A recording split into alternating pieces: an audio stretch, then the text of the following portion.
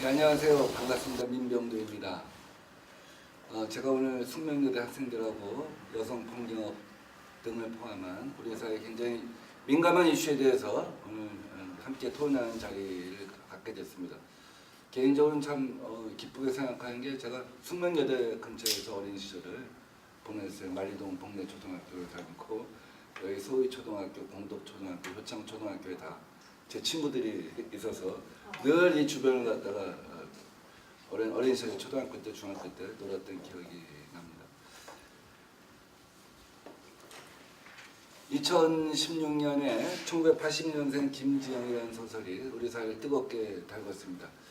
여성이 어렸을 때부터 안녕하세요. 민병도입니다. 지난 한 해 80년생 김지영이라는 소설이 우리 사회를 뜨겁게 달궜습니다. 아마 대부분의 여성들이 어렸을 때부터 겪을 수밖에 없었던 차별과 폭력을 담담하게 그려낸 그 소설을 보면서 우리 사회의 한계, 좌절 이런 것들을 같이 한번 고민해봤던 시기가 아닌가 하는 생각을 갖습니다. 그래서 오늘은 또 그 언젠가는 발생할지 모를 우리 김지영이라고 하는 그 불행을 막기 위해서 우리 사회의 성폭력 문제랄지 여성 혐오 문제랄지 이런 여러 가지 주제들을 갖다가 한번 진단해보는 자리를 가졌습니다. 제가 얼마 전에 형사정책연구원하고 토론회를 같이 한 적이 있습니다. 근데 그때 우리나라 범죄 발생 추이를 시군 구별로 처음으로 한번 공개를 해본 적이 있는데요. 이 도표를 보시면 요 분홍색은 성폭력 범죄가 늘어나는 추이입니다. 굉장히 가파르게 늘어나고 있죠. 2015년도까지인데 이 반면에 요 밑에는 강도 범죄입니다. 강도 범죄는 그다지 늘지 않는데 성폭력 범죄는 굉장히 빠른 속도로 늘고 있습니다. 이걸 시군구별로 봤어요. 광역으로. 그랬더니 잘 안 보이실 텐데 이게 서울인데 서울이 거의 5년 10년 사이에 인구 1000명당 성폭력 범죄 발생 건수가 두 배 이상을 늘고 있습니다. 제주도가 그에 못지않게 늘어나고 있어요. 왜 그럴까요? 왜 이 서울이라고 하는 대도시에서 성폭력 범죄가 다른 데에 비해서 저렇게 가파르게 늘고 또 전국적으로도 강도 범죄는 줄어들고 있는데 성폭력 범죄는 늘어나는 것일까? 그런 것에 대해서 한번 통계학적으로 고민해 보신 적이 혹시 있으십니까? 제가 김수진. 말씀드릴 수 있을 것 같은데 사실상 그 범죄 양이 많아졌다고 하는 거는 굉장히 안 좋게 바라볼 수 있지만 사실 안 좋게 바라볼 수만도 없는 것이 그렇게 해가지고 피해자들이 용기를 내서 신고를 그만큼 했다는 거라고 볼 수도 있는 것이거든요. 하지만 그래서 예컨대 생각해보면 일본 같은 경우에는 생각보다 성폭력 그 양이 많게 집계가 되지 않는데 그 이유는 거기는 간간만이 성폭력으로 간주돼가지고 그렇게 집계되기 때문에 양이 별로 되지 않는다고 들었어요. 그런 식으로 어떻게 성폭력을 정의하느냐에 따라서 달라지지만 일단 피해자들이 이렇게 용기 내서 신고를 해줄 수 있기 때문에 이렇게 집계가 되었다는 것에 먼저 큰 박수를 보내드려야 하는 것이고 하지만 그럼에도 불구하고 계속 이게 근절이 되지 않았다는 것에 대해서 확실히 되짚어봐야 될 문제라고 생각합니다. 예, 우리 권재영 학생이 굉장히 날카롭게 지적을 하나 해주신 것 같아요. 우선 과거에는 성폭력을 갖다 쉬쉬했는데 우리 사회 같은 경우 이거 더 이상 묵과해서는 안 된다 하는 사회적인 어떤 그 분노, 또 저항, 또 그런 고발에 대한 사회적 지지 이런 것들이 있었기 때문에 아마 고발 건수가 늘어난 것이 아닌가 하는 그런 관점에서 이제 바라본 것 같아요. 근데 또 한 측면에서 이 논문, 이 발표의 핵심은 뭐냐면 경제적 양극화, 빈부 차이, 그다음에 호황, 불황, 이 경제가 범죄에 미치는 영향을 갖다 분석한 거예요. 그래서 한편에서는 이게 지금 정확하게 좀 뜯어봐야 되는데 강도 범죄 같은 경우 절도 범죄는 일반적으로 경제가 어려울 때 많이 늘어날 수가 있겠죠. 근데 지난 몇 년 동안 경제가 그렇게 좋진 않았어요. 근데 강도 범죄는 그렇게 늘진 않았어요. 물론 절도 범죄는 굉장히 빠르게 늘었습니다. 근데 강도는 그렇게 많이 늘지 않았어요.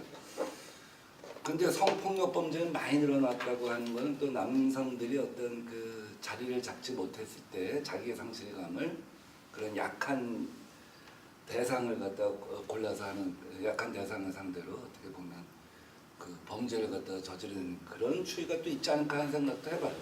추론일 뿐입니다. 그 양심론이 다 있을 거라고 보는 거죠. 신고를 갖다 적극적으로 하는 여성들의 어떤 그 분노가 과거에 비해서 강해졌다 하는 한 측면이 있는가 하면 또 한편에서는 그 경제가 어려워지면서 남성들의 어떤 그 자기 박탈에 그 자기 박탈감을 갖다 해소할 대상을 성폭력 범죄로 찾는 것이 아닌가 하는 양측면이 다 있을 것 같다는 생각을 해봅니다. 어쨌거나 이 통계는 2015년까지라서 강남역 살인 사건이 생기기 이전의 통계예요. 이제 그 후의 통계를 또 봐야겠습니다만 어때요? 강남역 살인 사건 이후에 여러분들이 느끼실 때 우리 사회에서 어떤 그 여성 혐오랄지 물론 그때 여성 혐오를 범죄 동기를 규정하지는 않았습니다만 여성 혐오랄지 여성 차별이랄지 이런 것에 대해서 사실 굉장히 사회적 각성이 있었잖아요. 또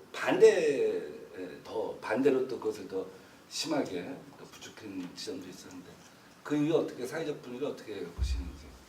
사실 그 전까지는 저희가 뭔가 차별 발언을 들어도 그 전에 굉장히 거의 막 그 여성 혐오의 전성기라고 할 정도로 굉장히 여성에 대한 혐오나 차별 발언이 심각했거든요. 그냥 어떤 기사를 눌러도 그냥 전혀 상관없는 기사인데 댓글에 막 김치녀들 다 죽여버려야 된다 이러면서 막 그런 댓글을 막 복붙해서 달고 다니는 남자들이 되게 많았고 그냥 페이스북 같은 SNS에서도 뭐만 하면은 김치녀 그리고 보스라치 그리고 그런 게 되게 심했는데 그때는 이게 기분이 나쁜데 이게 왜 기분이 나쁜지도 몰랐고 여성들이 그냥 이게 문제다라고 생각하는 여성들이 약간 좀 뭐라 해야 되지 조직이 안 되고 약간 산발적으로 개인적으로 저항을 하고 있었다면 그 사건을 통해서 아 이게 여성 혐오고 우리에게 필요한 게 페미니즘이었구나 하고 사람들이 많이 알아서 그 이후로는 되게 여성들이 그 사건으로 내가 당하고 있었던 게 여성 혐오라는 거를 좀 각성을 많이 하고 그래서 약간 연대를 할 수 있는 계기가 되지 않았나 싶습니다. 자유롭게 서로 말씀하셔도 돼요. 네. 저희 동아리도 사실 2015년까지는 거의 한 3명 정도밖에 없었거든요. 아니면 그 정도까지는 아, 아니었어요. 14년까지는 3명 10명 그러니까 15년에는 10명 정도 있었어. 근데 그 사건이 이후로 나서 막 신입이 20명 넘게 들어가서 막 이렇게 너무 많아서 자르고 이래서 지금 한 5, 60명 정도 되거든요. 아, 저도 그때 이후로 들었던 것 같아요. 14년에 진짜 한 3명 정도밖에 없었고 그래서 그때 되게 고민거리가 이제 동아리 없어지는 거 아니냐 했는데 지금 굉장히 흥하고 있죠. 네. 올해가 아마 우리나라 최초의 여성 페미니스트 전문 무크지 이프라고 있습니다. 이프가 창간한 지 20년 된 해예요. 한동안 재정적인 어려움과 또 여러 가지 사정으로 중간됐다가 발행이 일정 기간 중지되었다가 올해 이제 많은 사람들의 어떤 발전 기금 후원을 해서 그 이프가 복간이 돼요. 그래서 이프를 맨 처음 참관하신 분이 유승열이라고 하는 기자분이신데 오늘 제가 특별 게스트를 초대하려고 했는데 오늘 그 OK 대장 보이냐고 못 왔어요. 만약에 왔었다고 한다면 굉장히 뿌듯해하셨을 것 같아. 그 얘기를 듣고 20년 전에 이프라고 하는 그 페미니스트 전문지를 갖다가 처음 만들었을 때 그때도 얼마나 사람들이 신기한 눈으로 쳐다보고 이상한 눈으로 쳐다보고 그랬었는데 다시 이렇게 많은 후배들이 또 50명, 60명씩 또 페미니스트 운동을 한다고 하는 걸 보고 좋아하실 것 같아요. 근데 여대니까 좀 덜하겠지 페미니스트 운동을 해도. 덜할 거라고 생각. 아니 우선 여기서 학내 다른 그 문제에 대해서 뭐라고 문제 삼는 남성이 덜하지 않아요? 그러니까 상대적으로 남녀공학에 비해서는 그 같은 학우들 내에서 그러니까 남성 학우 내에서 당하는 건 적을 수도 있겠지만 오히려 교수들께서는 남성도 있으니까 그 교수들이 그러니까 성적으로 뭐 옳지 않은 발언을 했을 때 더 함께 연대해주는 그런 힘은 오히려 더 강해서 그 이게 모이는 그 결단력이나 뭐 함께 행동하는 것이 남녀공학보다 오히려 더 많다고도 느껴지거든요. 그래서는 페미니즘 관련 대자보 같은 거 붙이면은 막 저 바로 찢어버리는 사람도 많고 거기다 욕설을 써놓은 사람도 많은데 저희는 붙이면 다들 막 응원해주고 막 자랑스럽다고 박수 쳐주고. 근데 희한해요. 어떻게 보면 평범한 내 남자친구일 수도 있고 또 오빠일 수도 있고 동생일 수도 있고 아빠일 수도 있는데 그런 분들이 어떻게 보면 익명의 게시판 속에서는 숨어서 그렇게 여성 혐오를 갖다 드러낸다는 거가 참 대놓고도 대놓고 하고 그리고 그럴 수도 있는 게 아니라 그런 사람들이에요. 다 일반적인 사람들이라서 오히려 더 무서운 것 같아요. 맞아요. 그게 그 남성분들이 악의를 가지고 그런 발언을 하시는 게 아니고 그러니까 물론 악의적으로 그러시는 분들도 있겠지만 아무래도 사회적으로 약간 여성을 차별하는 분위기가 되게 만연하잖아요. 그거 어릴 때부터 그렇게 뭐라 그래야 돼 체득을 하니까 그게 좀 기본적으로 그런 생각에 깔려 있다고 해야 되나? 그래서 정말 본인들은 몰라요? 정말로 그게 나는 이 영향인 여성을 깔아뭉갤 거야라는 생각을 가지고 일부러 그런 발언을 한다기보다는 그들한테는 너무 자연스러운 되게 자연스러운 거고 그 모든 발언들이 저를 위한 거라는 걸 알게 되면은 그러니까 저를 위해서 하는 말인데 그 말에 다 혐오가 있는 거예요. 그게 그런 거 느낄 때마다 좀 어떻게 말씀을 드려야 하나 싶기도 하고. 네.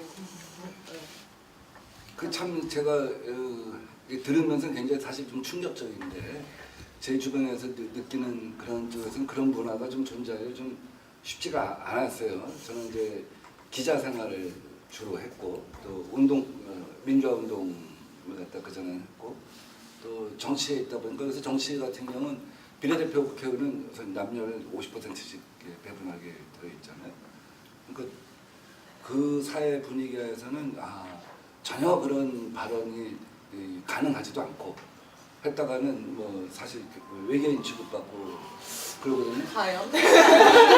그러니까 근데 이제 아직도 지금 얘기 말씀 들어보니까 아직도 많은 부분에서는 그런 남존여비적 의식이 굉장히 강하구나. 나는 우리 1958년생인데 그때도 사실 그런 걸 저는 별로 못 느끼고 살았는데 실제로 많은 그런 것이 그렇게 차별적인 인식이 남성 우월주의적인 인식이 존재한다. 그걸 어떻게 정리해 나가죠? 어떻게 여성들의 운동으로 한편에서는 극복을 해 나가야 될 것 같고 또 한편에서는 학교 그러니까 커다란 사회의 어떤 교육 문화 시스템이겠죠. 인식의 문제고 그걸 같이 해 나가야겠죠. 그렇죠. 교육이 좀 우선 선행돼야 한다고 생각해요. 그러니까 뭔가 학교 차원에서 지금 성평등 교육을 하고 있는 게 전혀 없고 초등학생들도 무차별적으로 유튜브 같은데 여성 혐오하는 콘텐츠 그냥 노출이 되고 있거든요. 그런 거 보면은 진짜 막 최근에 막 어떤 여성을 죽이러 간다면서 방송을 한 남성분이 있었기도 했는데 그 사람도 결국 범칙금 5만 원 내고 풀려났지만 그런 것들 애들이 보고 그냥 학교에서 그런 걸 다 따라한다는 거예요. 선생님한테 선생님도 김치녀예요 이러고 뭐 이런 거.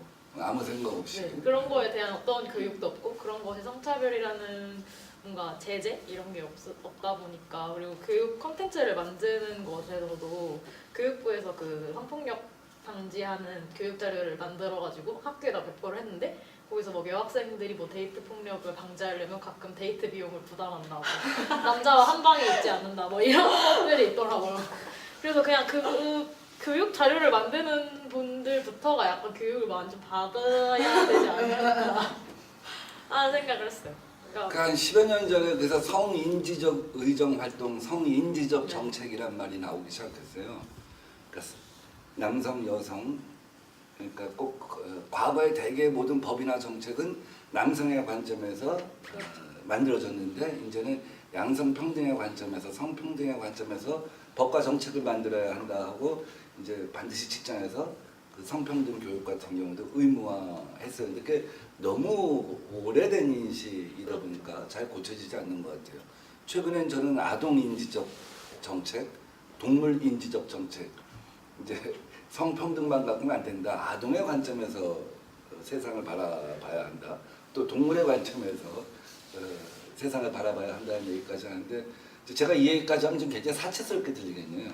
그쵸? 성평등도 안 되고 있는데 아니요 사치스럽지는 않고 그냥 뭐 다 필요한 현상인 부분 것 것도 같아요. 거기도 다 같이 네. 갈 수 있는 거라고 생각하고 일단 저희의 정체성이 여성으로 규정된 사람들이니까 여성 인권에 힘을 쓰고 있지만 그렇다고 저희가 뭐 장애인이니까 물론 여기에 장애인이신 분들도 있을 수 있지만 그렇다고 비장애인인 거를 감안을 하더라도 그러니까 장애인 인권 운동을 사치스럽다고 생각을 하지 않는 것처럼 약간의 집중하는 방향이나 그 강도가 다른 거지 사치라고는 전혀 생각되지 않고 언젠가 해결해 나가야 될 부분이라고 생각해요.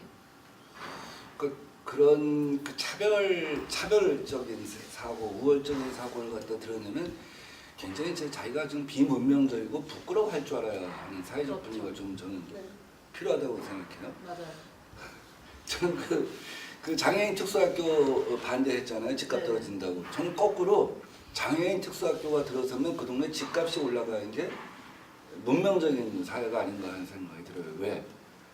누구도 불편 없이 그 동네에서는 차별받지 않고 그 동네 사람들은 다른 사람들을 포용하는구나. 가서 살만한 동네구나. 그래서 집값이 올라가는 게 정상이고 그런 것이 문명사회라고 생각을 해요. 그러니까 어렸을 때부터 어떤 그 시민적 사고, 그러니까 함께 공존하고 평등하게 사람을 갖다 누구나 차별받지 않고 살 수 있어야 한다는, 뭐 그게 모든 나라의 인권선언의 핵심이고 또 유엔이 정한 세계 인권선언 다 나오는 거예요. 사실 그런 부분에 대한 그 어렸을 때부터 정말 교육이 필요하지 않을까 하는 생각이 많이 들어요. 교육을 많이 바꿔야 될 것 같아요. 교육을 많이 바꿔야 한다. 네. 하나의 교육을 많이 바꾸고 하나의 여성들이 더 확실하게 단결하고 일어나야 한다. 뭐 이런 취지인가요? 그런 것도 거 있고 바꾸려면은 그 결정하는 부서나 실행하는 부서에 여성들이 많이 진출을 해야지 페미니스트 여성들이 많이 맞아. 진출을 해야 한다고 생각하거든요.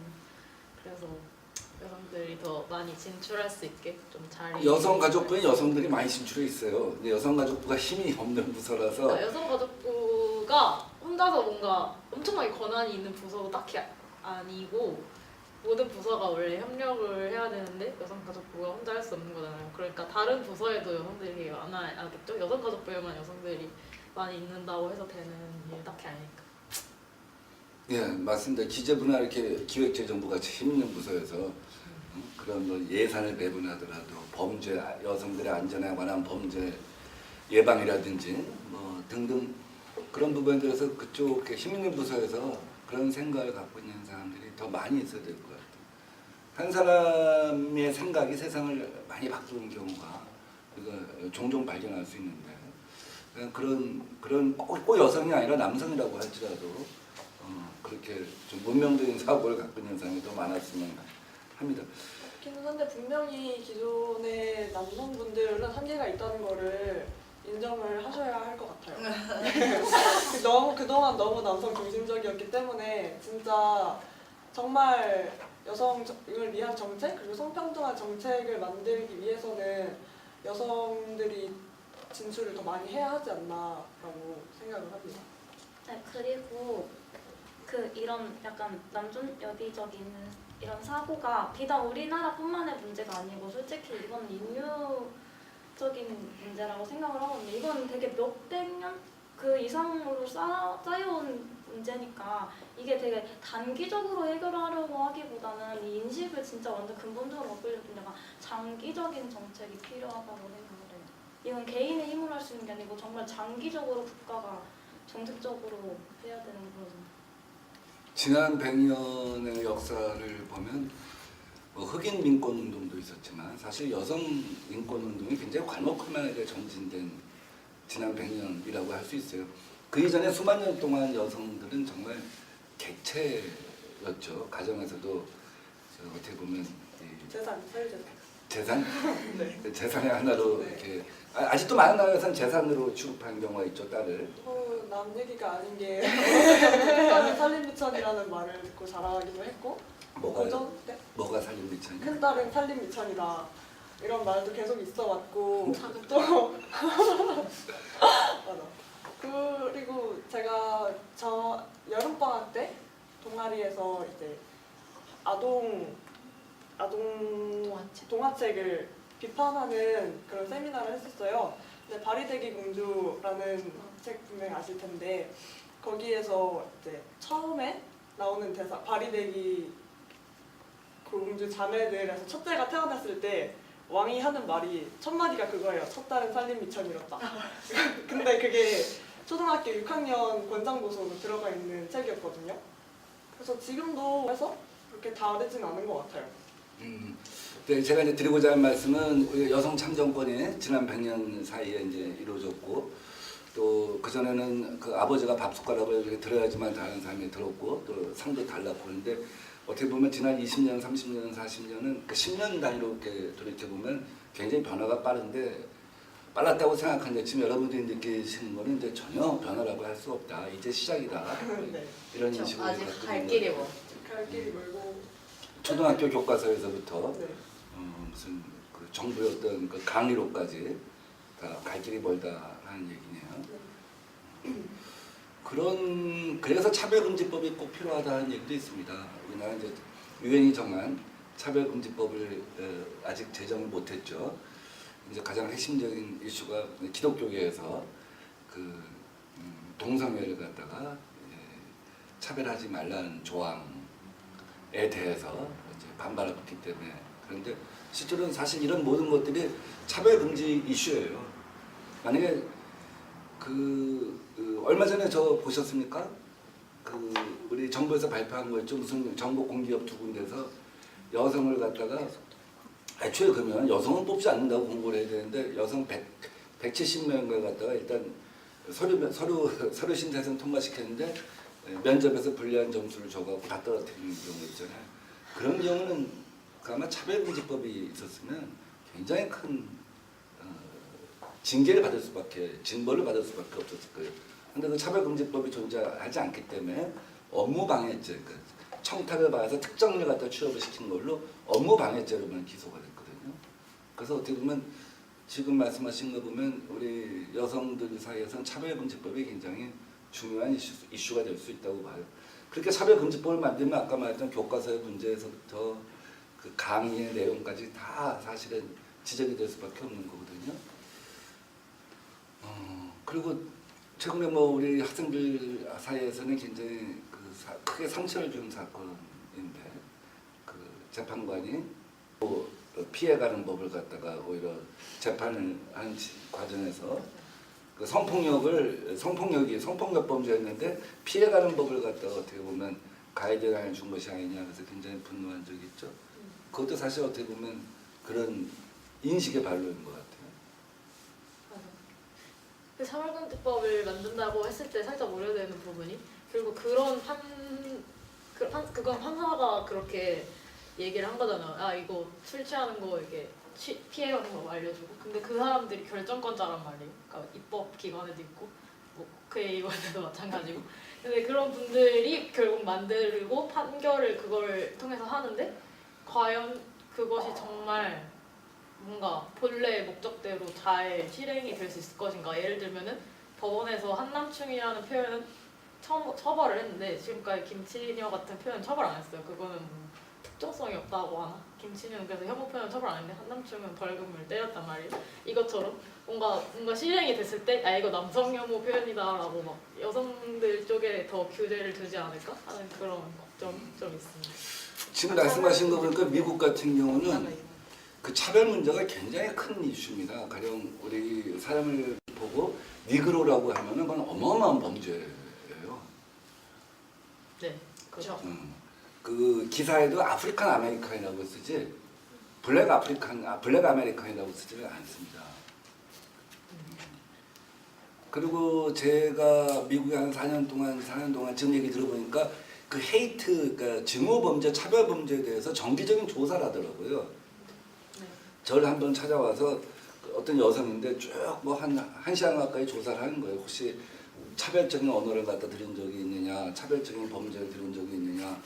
그래서 한 번은 제가 뭐 지하철 앞에서 어떤 그 아프리칸 아메리칸이 저를 갖다 막 놀리고 이제 때리는 신용을 하길래 제가 태권도도 할 줄 모르는데 태권도 자세를 딱 잡으니까 도망갔더라. 그때는 굉장히 중요하게 생각하고 몇월 며칠 몇 시 어디서 어떻게 생겼고 어디서 발생했고 쭉 적더라고요. 또 한 번은 지하철에 제가 타는데 백인 청년 한 대여섯 명이 가면서 나한테 막 놀리면서 이렇게 유리창을 툭 치고 가더라고요. 그런 사건이 있었는데 사실 굉장히 큰 충격이었어요. 근데 그걸 갖다 또 얘기했더니 그걸 쭉 적더라고요. 그래서 아마 그런 나라는 그 차별금지법 같은 게 있어서 그런 그 차별, 혐오, 증오 이런 것들에 대해서 정기적인 리포트를 내게 되는 것 같아요. 어디서 어떤 계기로 발생했는가. 지금 말씀 들어보니까 그런 것들도 우리가 좀 우리가 확실히 그 차별금지법 같은 게 도입되면 더 고민해볼 필요가 있다 하는 생각이 들고 그 주폭 성폭력 사건 같은 경우는 제가 볼 때 이제 우리나라에서는 그 심신미약의 상태다. 술이 취해갖고 자기가 판단할 능력을 상실했다. 그러면 이제 형을 감경하게 돼 있나 보죠? 맞습니까? 네. 그렇게 하더라고요. 근데 저는 술이 잘 안 취하는데 그래서 친구들 보면 술이 취해 있는 친구들이 있어요. 그러니까 어느 순간 되면 필름이 거의 끊기는 정도의 행동을 하는데 필름이 끊겼으면 그 성폭력에 대해서 감경을 해주나 보죠. 그래서 이제 그 판사도 약간 그런 식으로 네가 필름이 끊겼다라고 끊겼는지 안 끊겼는지 갖다가 입증을 하면 된다. 이제 그거 아니겠습니까? 그래서 필름이 끊겼다는 걸 입증하기 위해서는 가서 영수증을 갖다 띄고 거기다가 이제 술값 주류값이 얼마인지 갖다 계산 포함해서 내라고 해서 이제 방치했던 학생들이 분노한 거 아니에요. 근데 제가 법조인은 알지만 상식적으로 볼 땐 필름이 끊겼냐 안 끊겼냐는 일단 범죄를 발생하고 도망을 갔다 그럼 필름이 안 끊긴 거예요. 그렇죠? 근데 그 도망을 갔다는 거 아닙니까? 네, 맞아요. 소리 지르고 저항하니까 그럼 필름이 안 끊긴 거예요. 그거 100%. 필름이 끊긴 사람은 거기서 계속 소리를 지릅니다. 소리를 지르고 누가 옆에 있는지도 몰라요. 상황을 이해를 못해. 그리고 소리를 질렀다. 그건 필름이 끊긴 거예요. 근데 소리 안 지르고 범행이 들킬까봐 소리 안 지르고 범행을 시도했다. 그건 제가 볼 때 그건 필름이 안 끊긴 거예요. 그래서 대부분 성폭력을 하는 사람들이 필름이 끊겨갖고 성폭력을 한다. 그건 쉽지가 않은 일입니다. 맞아요. 그 자세히는 못 봤는데 그 숙대 올라오는 길도 다 알고 있고 어디에 숨어야 되는지도 다 알고 있는 정말 명확한 판단이 가능한 상태였다. 그러니까 필름이 끊겨갖고 강도를 할 수 있나요? 없죠. 필름이 끊긴 상태에서 강도를 할 수가 없어요. 왜냐면 술 고래가 돼갖고 소리를 질러가면서 들어가는데 그게 가능하지 않잖아요. 그러니까 근데 왜 성폭력에 대해서는 필름이 끊긴 걸 별도로 분리를 하냐? 저는 상식적으로 생각이 안 가요. 그러니까 필름이 끊긴 상태에서 성폭력 범죄를 저는 저지를 수가 없다고 봐요. 그건 맞아요. 지나치게 남성 맞아요. 중심적 사고라고 봐요. 동의하십니까? 그 다음에 어쨌거나 지금 강남역 살인 사건 이후에 그 여성 폭력 범죄가 좀 줄지 않았는데 이제 이렇게 생각을 해봐요. 그 이후에 여러 가지 대책이 나왔잖아요. 남성 화장실과 여성 화장실 분리한다랄지 또 기존에 있던 여성 안심 귀가 서비스 이런 걸 갖다가 아시죠? 여성 안심 귀가 서비스 다산 콜센터에 전화하면 이제 집에다 배웅해 주는 거죠. 보안관이 나와서 또 어떤 게 있죠? 여성 택배 혼자 사는 여성들도 범죄의 대상이 되니까 여성 안심 택배 같은 것이 있고 우리가 이제 그런 예방적 시스템을 많이 만들어 가는 것 같아요. CCTV도 많이 늘리고 화장실은 남자 화장실, 여자 화장실 분리 안 되는데 이제 화장실이 너무 음침한 곳, 음습한 곳에 세워둬야 한다는 고정관념도 좀 버려야 될 것 같아요. 제가 얼마 전에 그 서울에 업사이클 센터를 가봤는데 거기 들어가 보니까 제가 가장 이상적으로 생각한 빌딩의 모습을 갖추고 있더라고요. 1층부터 5층까지 계단이 정면에 있어요. 그 엘리베이터가 양쪽에 있어요. 왜? 건강해야 되거든. 예방해야 되거든. 그리고 이제 휠체어 누르면 가운데 있습니다. 화장실이 너무 음습한 곳에 있는 것도 그렇게 별로 좋은 것은 아니다 하는 생각이 들어요. 꼭 남성 화장실, 여성 화장실 분리하는 게 아니라 적당한 곳에 있는 것이 좋다는 생각을 해보는데 자, 그 정도면 충분할까? 저는 그 미국 같은 경우 또 일본 같은 경우 범죄 지도라는 게 있습니다. 크라임 맵. 그 크라임 맵이 있어서 그 크라임 맵을 도입을 했을 때 이제 가서 볼 수가 있는 거예요. 우리 동네에 어떤 범죄가 어떻게 지난 몇 년 동안 있었고 범죄 발생률이 어떤 범죄는 늘어났다, 줄어들었다. 보안관은 누구다 이런 것들이 다 들어가면 있습니다. 다른 지도에 대해 다른 것에 대해서는 좀 구체적으로 공개를 하게 되면 범죄 발생률이 좀 줄어들지 않을까 생각하는데 어떻게 보세요? 발생률이 준다기보다는 그냥 단순히 예비 피해자? 그러니까 가해자가 아닌 사람들이 조금 더 조심을 할 수 있는 정도는 되지만 그렇게 큰 예방이 될 수 있을까는 조금 의심이 저도 듭니다. 잘 모르겠어요. 그 생활안전지도 그거 어제 다운받아 보고 성범죄자 알림이도 봤거든요. 근데 그거 생활안전지도 봤는데 1, 2, 3단계 뭐 우리 집 앞이 만약에 뭐 빨강색으로 칠해져 있다고 제가 뭘 어떻게 할 수 있는 건 아니잖아요. 뭐 어쩌라는 거지? 이 생각밖에 안 들었어요. 그리고 그 성범죄자 알림이도 뭐 올 걸 알겠고 동네 알겠는데 어쩌라는 거지? 이 정도밖에 안 되고 그걸로 뭘 범죄를 예방하고 이건 잘 모르겠어요. 결국 다 피해자나 그러니까 예비 잠재적 피해자한테 부담을 주는 걸로 귀결하는 게 아닌가. 범죄를 예방하는 가해자가 그 가해를 하지 않도록 예방하는 것이 범죄 예방인 건데 피해자들이 단순히 뭐 예를 들어 뭐 강도를 뭐 조심한다 했을 때 뭐 문단속을 아무리 잘해도 따고 들어오면 강도는 따고 들어오거든요. 그래서 그렇게 그러니까 물론 경각심을 가지고 있어야 되는 것은 확실하지만 솔직히 교육도 잘 되지 않은 상태에서 이걸 가지고 있고 알고 있다 한들 큰 예방이 얼마나 될까 싶은 교육을 받는다고 했어도 사실상 되게 터무니없는 교육을 받은 경우가 많았거든요. 예컨대 제가 중학교 때 실제로 받았던 안내문 중에 하나에서는 그러니까 누가 나를 끌고 간다 하면은 어릴 때부터 저희 모두 안 돼요, 싫어요, 이러지 말아요 이렇게 예치라는 것을 들었을 거예요. 근데 실제로 그렇게 하면은 그 가해자가 흉기를 들고 있거나 했을 때 직접적으로 공격이 다가올 수 있는데 그것에 대해서 예방이 전혀 되지 못하는 것이고 오히려 더 화를 돋구게 할 수도 있다는 것임을 그 어느 기사에서 봤었고요. 그리고 예전에 안내문을 받았을 때 그 누가 나를 끌고 가려고 하고 성폭행 하려고 시도하면 생리 중이라서 못한다고 그런 식으로 유도를 하라고 하더라고요. 근데 생리 중이든 말든 간에 그 사람들이 무슨 상관을 하고 저를 끌고 가겠어요. 그런 것에 대한 예방이 전혀 안 돼 있기 때문에 그 교육이 안 돼 있거든요. 그렇기 때문에 아까도 주연 씨가 교육이 계속 중요하다고 말씀을 주신 거고 그러니까 저희부터가 저희 스스로 어떻게 지켜야 될지를 교육을 받지 못한 상황에서 이런 제대로 거를 된 정보 제공하는 게 일단 무실무하다는 제대로 된 자기 안전 관리 교육을 이제 못 받은 상태다 이거죠. 시도를 갖다 만드는 것은 뭐냐면 주민 참여형 방범 시스템을 만들라는 거죠. 이걸 보고 여기가 위험하니까 가지 말라 이 뜻보다는 주민들이 맞아 그러면 우리 동네가 이렇게 범죄가 이런 유의 범죄가 많아?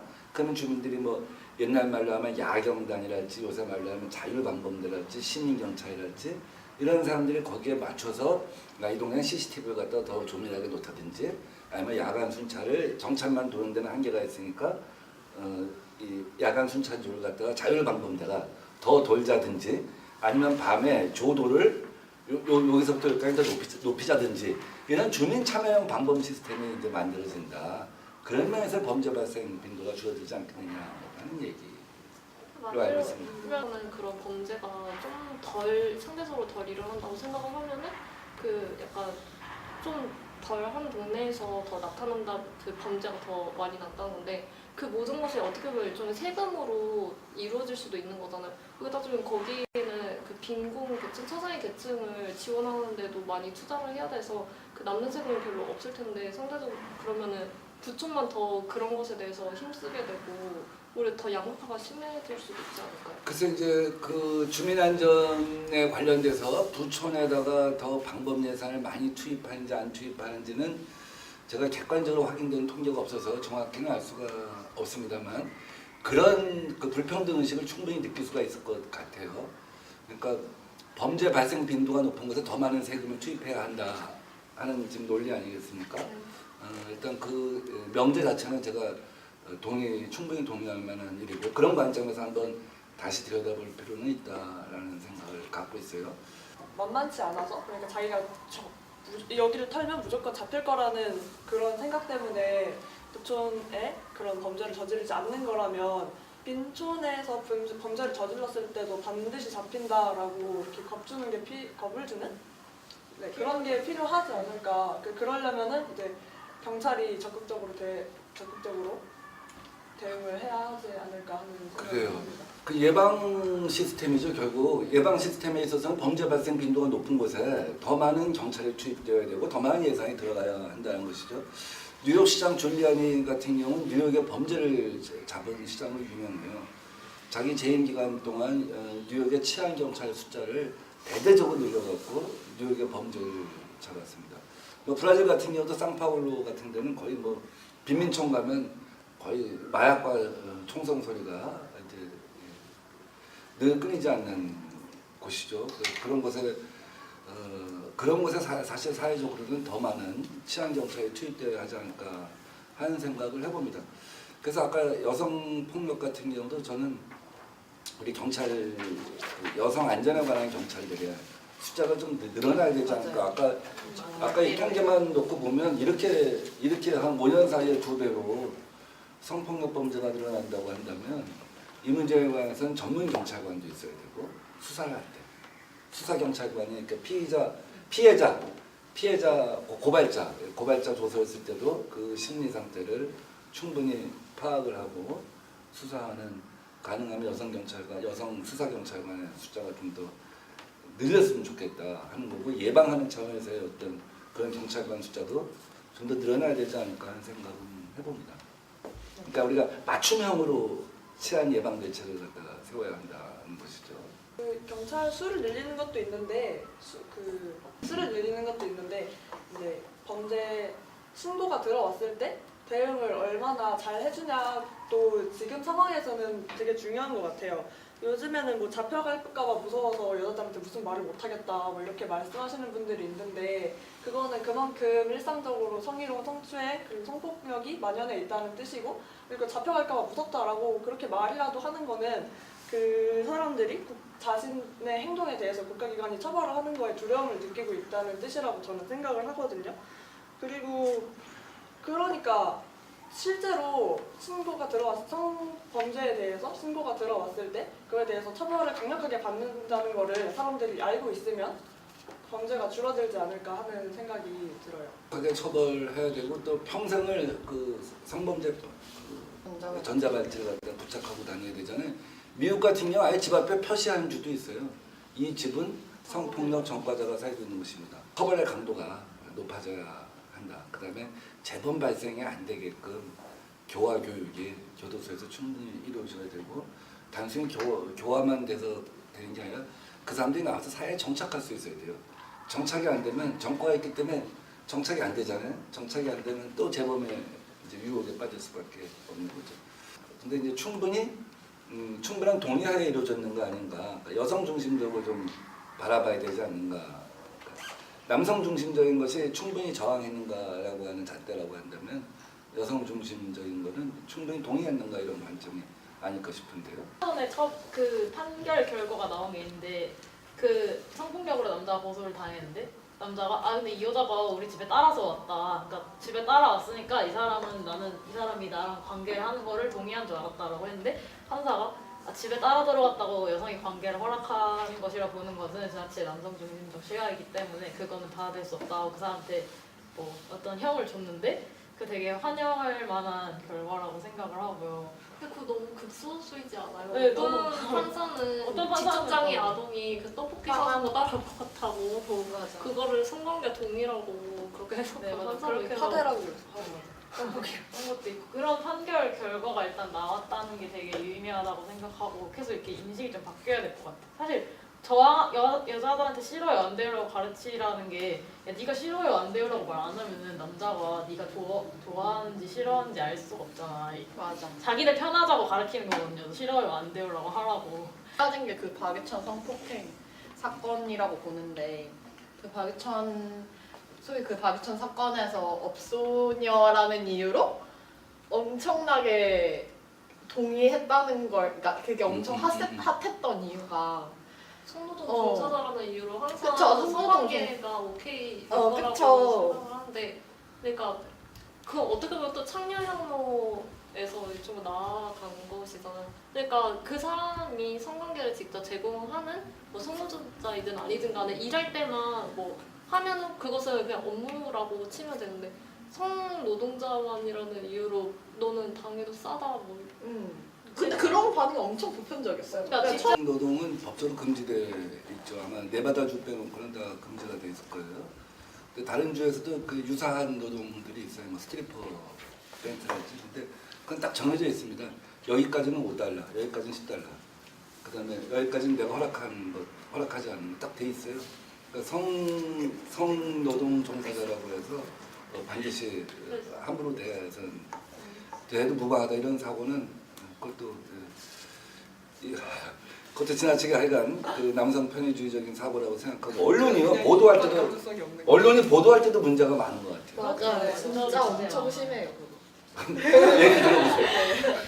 그거 그냥 그냥 뭐 성폭력 보도를 할 때 어. 되게 그냥 기사 클릭수를 높이려고 굉장히 자극적으로 막 여성 폭력 피해를 당한 여성이 어떻게 피해를 당했는지 되게 막 자세하게 포르노처럼 막 야설 쓰듯이 써놓고 막 어디가 벗겨져가지고 막 발견됐다 무슨 여자 여중생 막 이렇게 무슨 여 그리고 막 제목에 막 여중 친구 딸 친구의 몸매를 보고 참지 못한 남자가 맞아 무슨 뭐 야설 보는 것 같은 뉴스. 그러니까 그리고 심지어 사진도 막 여자가 막 이러고 있고 맞아. 그런 거 쓰고 저는 화가 난 게 성폭행 관련 인터넷 뉴스 기사 보면 거기에 광고에 항상 막 여성 뭐 흥문제 이런 광고가 항상 같이 뜨는 게 저는 너무 싫은 거예요. 너무 끔찍하고 왜 성폭행을 다루는 기사에서도 왜 굳이 이런 광고까지? 그냥 맨날 뭐 피해자가 어떻게 피해 입었는지만 조명되고. 가해자가 누구였는지 왜 어떻게 가했는지는 맞아. 안 나오고 그런 게 있어. 그러니까 그러니까 피해자에 대한 흥미를 유발하는 그런 그렇죠. 기사가 아니라 가해자의 문제점이랄지 이런 것 혹은 뭐 그 사람들이 뭐 처벌 어떻게 받았다든지 이런 것들 계도성 중심으로 기사가 나와야 되지 않을까 하는 생각을 해봐요. 언론의 선정성, 미디어 학부의 아까 정신은 그 선정성에 대해서 뭐 공감하는 바가 많죠.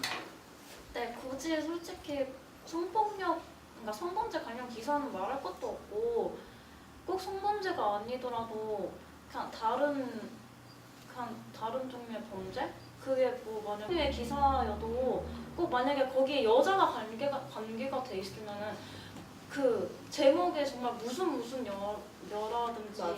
꼭 그 굉장히 좀 고쳐야 되는 점이라고. 그 언론윤리심의 규정을 좀 그런 부분에 대해서 새로 좀 강화할 필요가 있다 하는 생각이 좀 들어요. 말씀 들어보니까 지나치게 낚시질하는 제목들, 기사들, 선정적인 묘사, 사건의 본질을 왜곡하는 그 선정적인 묘사 이런 것들은 많이 좀 없어져야겠다.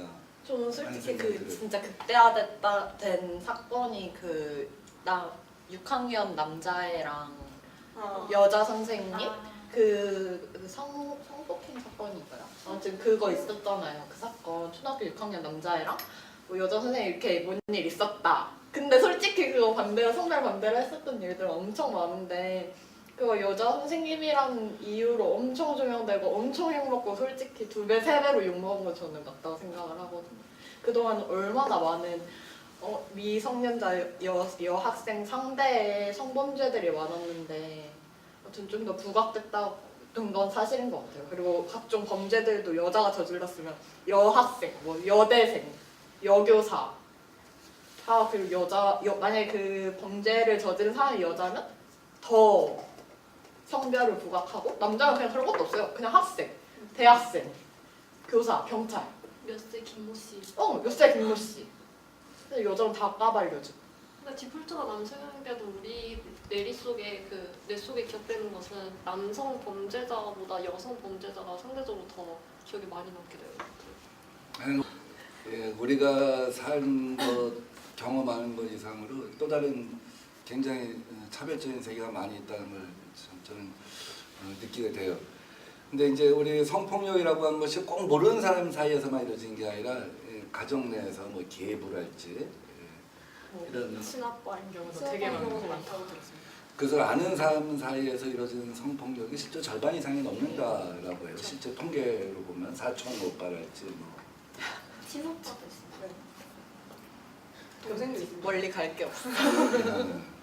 그래서 이제 그런 경우가 많은데, 그러니까 우리 그 쉘터 하우스라고 하잖아요. 긴급 피난처 이런 것을 많이 어렸을 때부터 이제 한 초등학교 때부터 알려줘야 될 것 같아요. 그 절대적 의존 관계였고, 그래서 그 쉘터 하우스라는 걸 알려줘갖고 바로 나올 수 있게 해줘야 되고, 바로 나오는 순간은 다른 이름과 다른 주민등록번호로 당분간 살 수 있게 해줘야 돼요. 좋은 방법. 왜냐하면 그 이름과 그 주민등록번호로 살게 해주게 되면 다른 무슨 그 다른 기관으로부터 연락이 옵니다. 친자이기 때문에. 이게 정확하게 학교에서 다른 데로 학교를 갈 거 아닙니까? 다른 어떤 뭐 학교에 가서 뭐 무상급식을 받든 뭘 하게 되면 주민등록을 띄워야 되고 주민등록 띄우고 이러다 보면 어쨌든 친부나 근친이 알게 돼요. 그래서 그 문제가 해결될 때까지 한 3년, 4년은 다른 주민등록번호를 변경이 가능하고 호적관계를 갖다 일시적으로 이렇게 클로즈를 갖다 시켜놔야지만 가능할 것 같다는 생각이 들어요. 동네에서 상담하다 느낀 그게 예. 되면 정말 좋겠죠. 그때 그 기간 동안은 그 차단할 수 있는 그 사회적 보호막이 필요하다 하는 생각도 듭니다. 범죄 피해자 지원 제도가 있더라고요. 막 예. 죽어도 일시적으로 지원해주고 이런 게 있었는데 저는 그걸 전혀 몰랐거든요. 그런 게 있는지도 몰라서 그런 홍보가 너무 부족하다는 생각이 들어요. 도 중요하고 또 그거랑 같이 가출 청소년에 대한 인식 개선도 이루어져야 하지 않나 하는 생각을 합니다.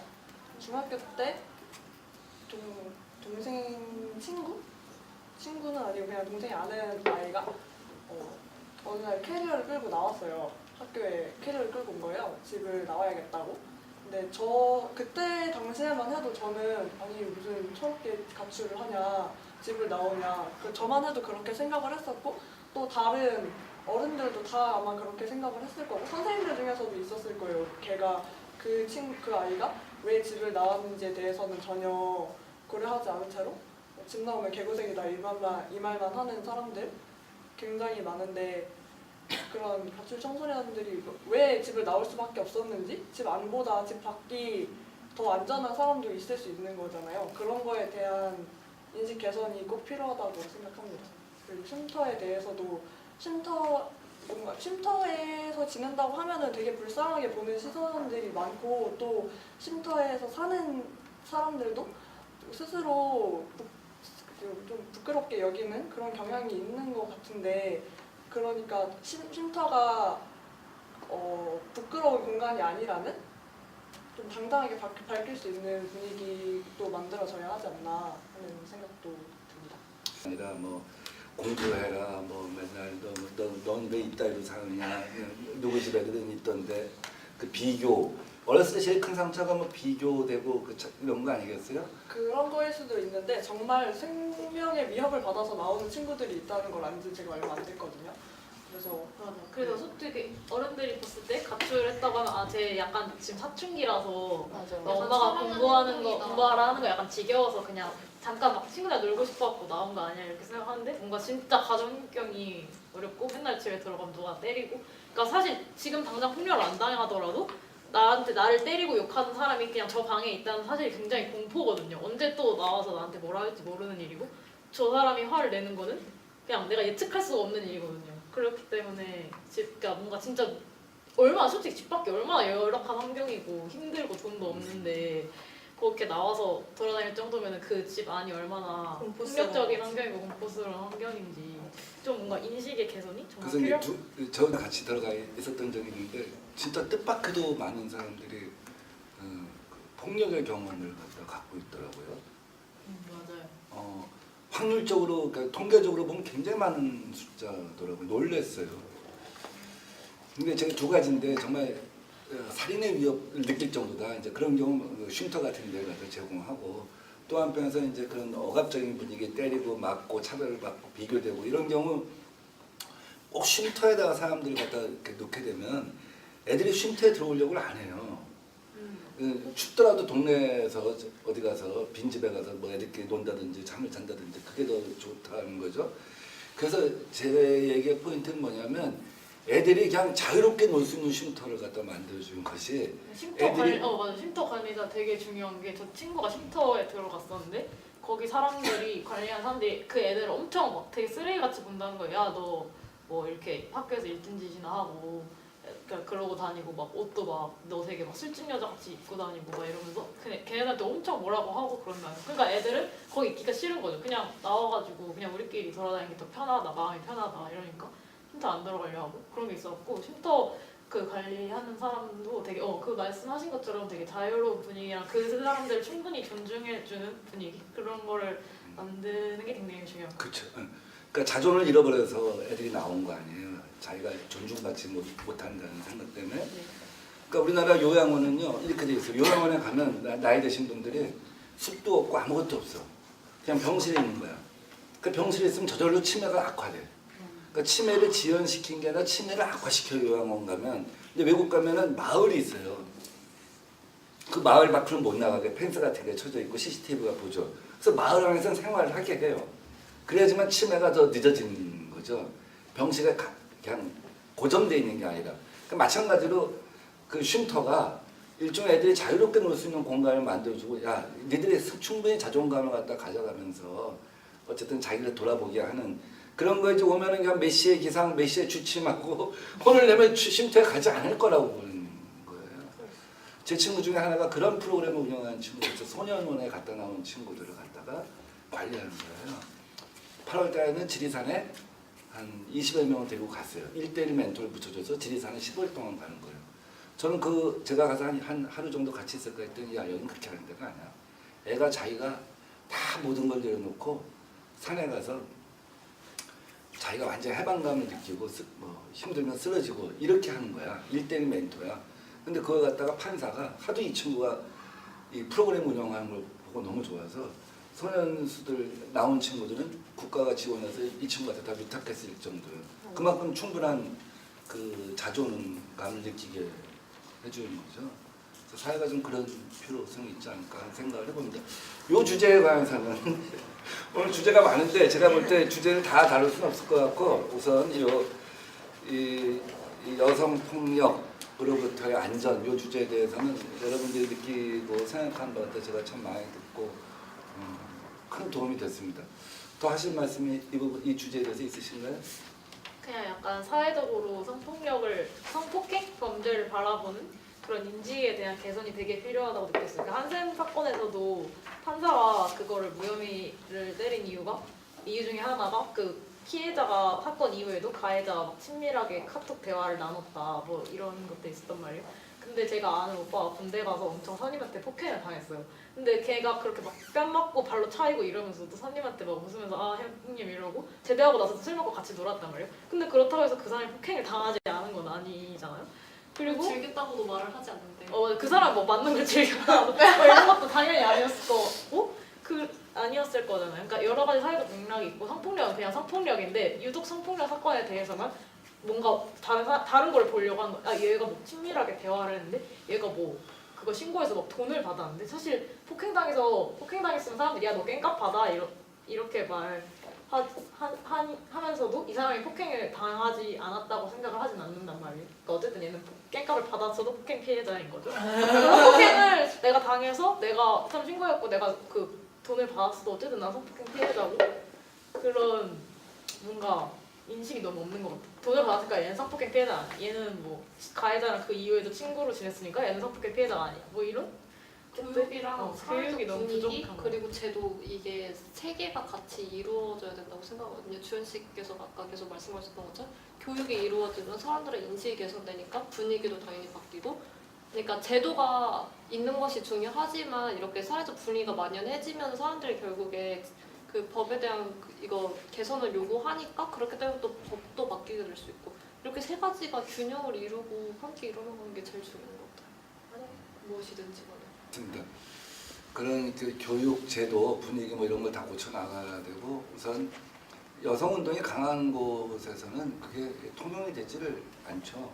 그래서 물론 다 은밀하게 그런 것이 이루어질 수 있다고는 보지만 제가 경험한 어떤 그 인생을 갖다 이렇게 보면 여성 운동이 강한 곳 또 남자들이 그런 부분에 대해서 늘 이렇게 교육을 받고 자기가 인식을 하고 공부가 되어 있으면 그런 그 성차별적인 행동 이런 것들이 거의 좀 발생하기가 쉽지 않을 거라는 생각을 해봐요. 그래서 그런 것들이 좀 함께 갔으면 좋겠다 하는 생각을 해봅니다.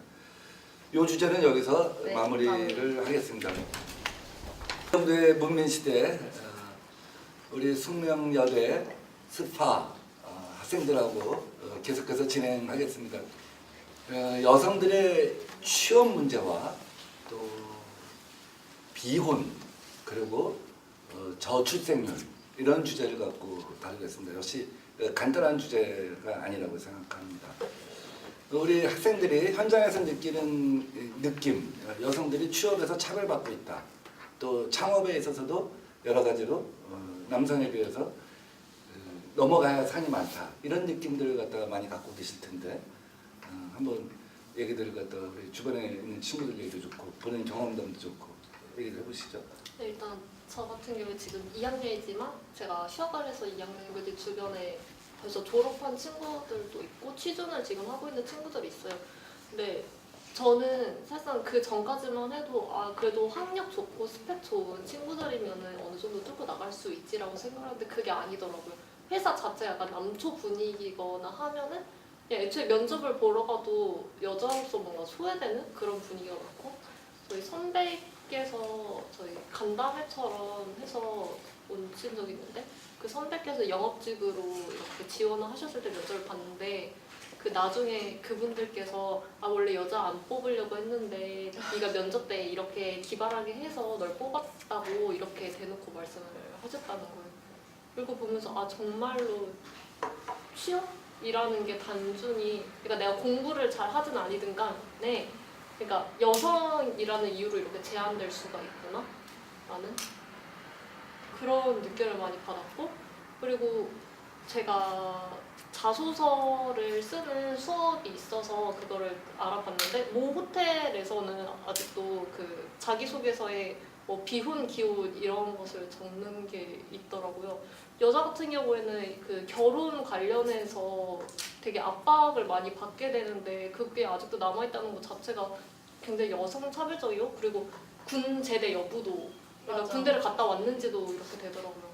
그러니까 군 가산점이 없더라도 그러니까 군대를 갔다 왔다고 하면 일단 남성일 경우가 더 크잖아요. 성별을 가려도 그렇게 나타나기 때문에 그거 남아있는 것 자체가 여성 친화적이지 못하다고 생각해요. 저번에 희재 씨가 올린 이력서에도 군대를 군필 여부 군필 여부가 나와 있지 거기에 엑셀 체크하는 건 아예 없었던 것 같은데.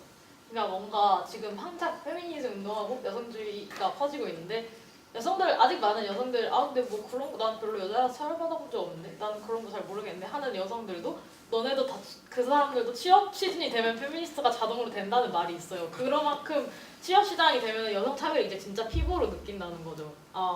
내가 분명히 면접할 때는 여자 10명에 막 남자 2명이었는데 최종 붙은 거 보니까 다 남자가 붙었고 분명히 나보다 스펙 딸리는 남자 후배들 다 취업 다 나보다 좋은데 다 되고 근데 그게 과연 이제 옛날까지는 그냥 여자들이 그러니까 내가 뭐 더 부족했나 보다라고 생각을 했는데 이제 막 뉴스 나오는 거 보니까 소리 조작해서 여자 진짜 떨어뜨리고 여자 안 뽑는다고 막 대놓고 말하고 그런 걸 보니까 이제 더 이상 이게 내가 개인의 문제가 아니라 약간 사회적인 문제가 있고 이걸 정치적으로 약간 해결해야 하는 거구나라는 걸 뭔가 약간 깨닫게 되는 그런 게 있는 것 같아요. 그 얼마 전에 그 청와대 그거 맞죠? 6명 뽑힌 거 다 블라인드 여자였다. 채용. 블라인드 채용. 그것도 다 6명 여자였고. 숙대 선배님도 계시고. 블라인드 채용에서 이제 남녀도 다 이제 다 여자. 가리고 한다 이거죠. 5학년이니까 다 여자다. 약간 웃긴 게 그러니까 교사 같은 경우에는 초등학교 교사 같은 경우에 남성 교사가 적다는 이유로 어느 정도 일단 그 남녀 동수를 채우려고 이렇게 노력을 하잖아요. 근데 왜 남초인 그런 분야 좋은 직종 분에서는 이런 거안 왜 하지. 그러지 않는지 되게 의문이고 그리고 우리 모두가 중고등학교 때 뭐 여중 여고는 그러니까 뭐지? 저 같은 경우 여중 여고를 나왔지만 남녀 공학 학교를 갈 때 남자 아이 그 남학생들 학부모들께서는 막 여자애들은 그 독해서 내신을 걔네들이 다 차지하니까 오히려 그냥 남중 남고 가는 게 낫다 이런 얘기도 나오고 대학으로 진학하고 나서는 그 남자들 술 마실 시간에 여자애들 출석이라도 해서 여자애들이 출석 점수 다 받아간다 학점도 더 독하게 받아간다 이런 얘기도 있는데 왜 그 취업 시장 가면은 그렇게 독했던 여자들은 다 어디 가는지 그게 전 정말 궁금해요. 계속 여자들이 뭐 잘한다 평가를 받았는데 갑자기 여자들이 취업만 하면은 일을 못하고 막 일 시간에 핸드폰만 하고 그러지 않을 이기적인 거란 말이에요. 여자가 되고 일 못하는 여자가 되고 그리고 의지 없는 여자가 되어버린다는 게 너무 말이 안 돼. 치가 떨려. 진짜 비논리적이야. 약간 회식 자체도 일단 회사 문화가 남초 문화니까 회식으로 룸사롱 가고 그러는데 거기서 어깨 여자가 그걸 끼겠어요. 그걸 가지고 막 술자리에서 막 부장님 옆에 일부러 여자 직원 앉히고 막 이러는데 당연히 기분 나쁘고 회식 안 가고 싶죠. 근데 그거에서 이제 안 가면 아 이래서 여자들이 조직 생활을 못하고 여자들이 조직을 안 낀다 막 이러면서 그 여성 CEO로 진짜 독하게 살아남아서 이 여성 임원템분은 일부러 난 룸사롱 회식까지 다 따라갔다 일부러 거기 진짜 여자들 나오는 실체 다 일부러 따라갔다 담배도 피는 척하고 그러시는 분도 있다고 들었어. 맞아 그렇고 할 말이 진짜 많아요. 눈물 터지는. 그러니까 취업이 경제권인 거나 마찬가지인데 그러니까 여성 임금도 동일하지 않은 상황에서 취업도 안 돼. 근데 또 일도 못하면 또 그냥 집안에서는 남편 등골 빼먹으려는 이기적인 연이 돼버려. 어쩌라는 거야. 그럼 나는 결혼을 안 할까?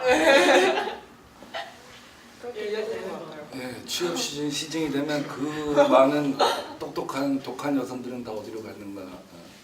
근데 그리고 결혼을 하면 남편 등골 빼먹으려고 하는 여성으로 묘사되는. 돈 버는데.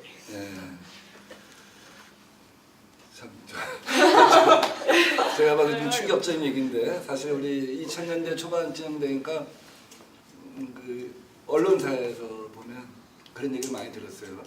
한 20등까지 뽑아놓고 나서 보니 대부분이 여성이어서 면접에서 교정했다 하는 얘기를 더 많이 들었어요. 요새는 그렇게도 못하는 경우 언론사 같은 경우 그렇게도 못합니다. 그러니까 자격고시랄까 뭐 이런 데 같은 경우는 이제 덜한데 왜냐하면 자격시험에서 일단 패스를 했기 때문에 면접에서 선택권이 그다지 크지 않아갖고 결정적인 하자가 있는 사람만 떨어뜨리는 경우인데 이제 일반적인 채용 시장에서는 그 차별적 구조가 여전히 존재한다는 것이죠. 자 결혼하면은 우선 회식에 안 와, 영업 활동 못해, 술자리 피해, 그다음에 뭐 또 일찍 퇴근해, 또 산전산후 휴가 줘야 돼. 이러니 이게 비용이 발생하는 거 아니냐 이제 이런 인식을 갖고 있다는 것이죠. 근데 궁극적으로 보면 여성의 인적 자원을 갖다 활용하지 않는 사회야말로 가장 비효율적인 사회인 거죠. 전 세계에서 여성 인적 자원, 가장 우수한 여성 인적 자원을 확보하고 가장 여성 인적 자원을 비효율적으로 활용하는 사회가 대한민국이다 하는 거죠. 왜냐하면 세계 어느 나라에도 이처럼 많은 여성들이 대학을 졸업한 경우가 없죠. 고등교육을 받는 여성이 이렇게 많이 배출되는 나라는 전 세계에서 유일합니다. 80%쯤 86%가 이제 대학을 마치고 고등교육을 갖다 받고 사회에 진출을 하는데 거기 취업 여성이 그거에 비해서는 절반도 안 된다라고 한다면 그건 굉장히 비효율적인 사회인 거죠. 그래서 이 비효율을 갖다가 극복하는 문제가 굉장히 중요하다고 봐요. 결국 그래서 여성들이 비혼을 선택하고 이렇게 되면 그 사회에 결국은 인구가 급격히 줄어드는 거죠. 우리나라는 인구가 보너스였던 시대였어요. 그러니까 인구가 급팽창하면서 그 인구가 늘어나면서 생산 가능 인구, 고학력 인구가 많이 늘어나면서 산업화 이런 거에 이제 성공을 했는데 지금처럼 인구를 안 낳는 구조가 되면 이렇게 돼버리면 이제 경제적으로도 굉장히 힘들어지고 소비 인구가 줄어들기 때문에 그렇죠. 그다음에 부양의 부담이 엄청 커지는 거죠. 결국은 개인이 개인을 부양하고 나 혼자만을 갖다 부양을 하든지 그런 식으로 도피를 해나가는 거죠. 그렇지 않으면은 증조 할아버지, 증조 할머니, 고조 할아버지, 고조 할머니까지 또 양쪽에다 이제 부양을 해야 되는 그런 어려움이 생긴 거죠. 현재 이제 구조를 보면. 그래서 여성들이 취업 때문에 비혼을 선택하는 것이라고 봅니까? 그다음에 출산을 갖다가 하지 않는 것이라고 봅니까? 아니면 뭐 어떤 것이 가장 그 비혼의 핵심 원인이라고 생각하세요? 엄청 다양하죠. 뭐 비혼 만원 두 가지가 다 있죠. 우선 결혼하지 않는 인구도 많고 결혼을 늦게 하는 것도 있고.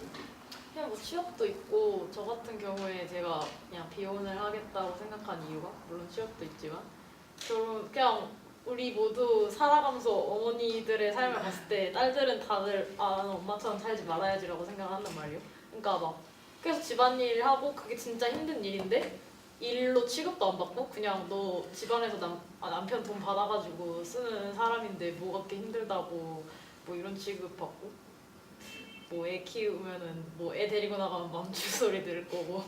그러니까 한국 전통적인 맞아. 사상이랑 같이 결부돼가지고 그러니까 아무래도 가부장적인 그 문화가 기반이 되다 보니까 그러니까 여자가 그러니까 일과 가정을 둘 다 양립을 할 수밖에 없는 그 강요되는 그러니까 가정에 충실하지 않으면 이래서 어머 애 안 들어가 약간 이런 소리 듣게 되고 하지만 또 뭐 일만 열중하면은 가정에서는 엄마. 되게 이기적인 엄마가 되어버려요. 그리고 자연스럽게 저도 어머니께서 일을 하셨는데, 그러니까 그러니까 엄마께서도 바쁜 상황이지만 항상 아빠보다는 엄마를 찾았던 것 같거든요. 그런 식으로 어릴 때부터 기저에 엄마가 내 양육자다 이런 생각을 가지고 있기 때문에 또 더 엄마를 찾게 되고 엄마는 더 힘들어지고 그럴 수도 있고 뭐 사람마다 생각이 다를 수도 있겠지만 그 모든 걸 여자가 이렇게 다 희생을 해서 해야 됐다는 것에 대해서 불평등을 느낀 이상 다시 돌아오지 못하는 것 같아요. 그렇기 때문에 만약에 누군가와 내가 함께 뭐 살아갈 그런 반려자를 찾게 된다고 해도 굳이 결혼이 아닌 다른 제도를 뭐 모색해보는 게 생기게 되고 진짜 그냥 어렸을 때부터 저도 그렇게 생각했던 것 같아요. 아빠가 물론 아빠 직장생활 하시는 거 정말 힘들죠. 근데 저는 집에서 저는 어리니까 집에서 계속 있고 집에서 일어나는 일들이 저한테 좀 크게 작용을 하는데 그냥 딱 봐도 엄마가 더 힘들어 보이는 거예요. 그럼 엄마는 집에서 그 전업주부셨는데 어렸을 때 전업주부셨는데 그 맨날 청소하고 빨래하고 설거지 하시고 음식 하시고 장봐오고 아무튼 집안일이 굉장히 할 일이 많거든요 정말. 근데 그거를 진짜 아무도 안 도와주고 아빠 진짜 정말 엄마가 엄청 열심히 밥 차리시면서 돌아다니는데 눈치도 안 보고 그냥 누워서 TV 보고 있고 진짜 되게 꼴보기 싫었어요. 그래서 네 그리고 그냥 밖에서만 딱 봐도 그냥 엄마가 더 힘들어 보이는데 내가 나중에 결혼하면 내가 저 일들을 다 해야 되잖아 뭐 이렇게 생각이 들고 그리고 자연스럽게 진짜 결혼하기 싫었어요. 그걸 또 엄청 존중을 어렸을 해주면 모르는데 그거 존중도 안 하고 야 그게 뭐 어려운 일이라고 돈 벌어온 게 더 힘들지 내가 더 고생하지 네가 더 고생하냐 이런 말을 했는데 내가 결혼을 해야 되고 그리고 국가에서 되게 반성을 많이 해야 되는 게 그러니까 재생산 측면은 그 나라를 어떻게 보면 지탱해줄 수 있는 경제와 그 노동의 뒷받침이 되는 거잖아요. 그리고 재생산의 주체는 물론 남성도 있지만 여성이 좀 크게 작용을 한다고 보는데 이렇게 여성들이 그러니까 비혼을 얘기하는 게 많아졌지만 그것을 약간 뒷받침해주는 제도나 지원 이런 게 전혀 없고 그러니까 다자녀 정책 이런 걸 한다고 해도 그게 약간 턱없이 부족한 느낌? 그리고 여성 인권이 그러니까 좀 진보를 하면서 상대적으로 비혼인 경우가 많은데 그거를 어떻게든 해결하려면은 그러니까 유도를 할 줄을 알아야 되는데 그 어느 것도 되지 않는 것 같아요. 좀 짜증난다. 그러니까 뭔가 육아나 그리고 재생산을 다룰 때도 항상 그 국가주의적인 차원에서 너희가 희생을 할 수 있어야 돼라는 담론으로 결국 넘어가니까 그러니까 우리 몸을 그러니까 우리가 결정할 수 있다 이런 측면으로 넘어가지 않더라고요 결국에는.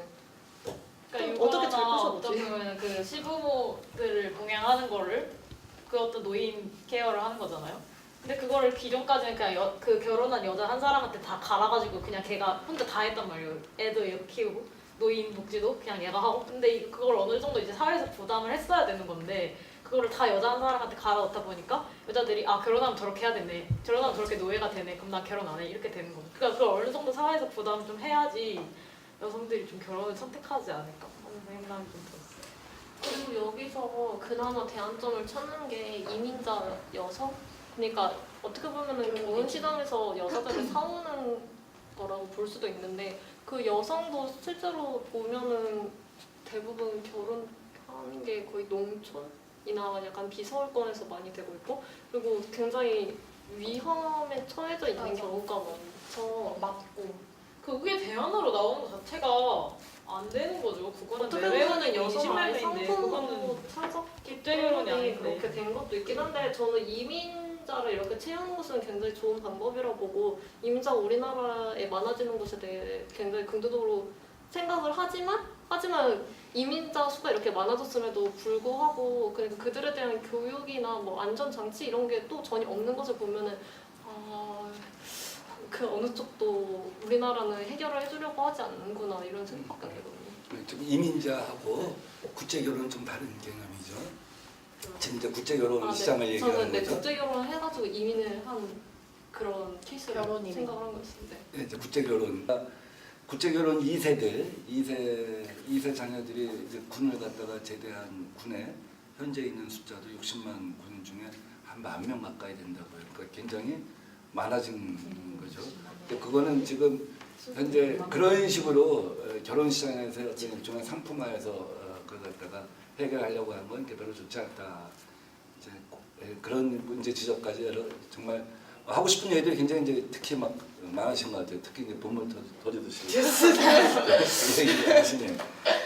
이게 차별금지법 같은 것이 좀 강화돼야 할 필요. 고용 시장에서 그 인식의 변화가 좀 있어야 될 것 같다 하는 생각이 들어요. 고용주들의 인식의 변화가 있어야지. 아까 제가 맨 처음 말씀드린 것처럼 여성의 인적 자원을 최대한 활용하는 것이 그 사회 전체적으로 플러스가 된다는 인식, 이게 좀 필요하지 않을까 하는 이제 생각이 듭니다. 그리고 인식에만 맡길 수 없고 그냥 맞아. 뭔가 제도적 강제가 그러니까. 좀 있어야 될 것 같아요. 제도적 강제는 제가 생각해봐도 누가 저한테 그러던데, 그러니까 모든 직장에서 여성 50% 채용을 의무화해라 하고 누가 얘기하던데 그렇게는 아마 쉽지가 않을 것 같아요. 왜 쉽지 않다 생각하세요?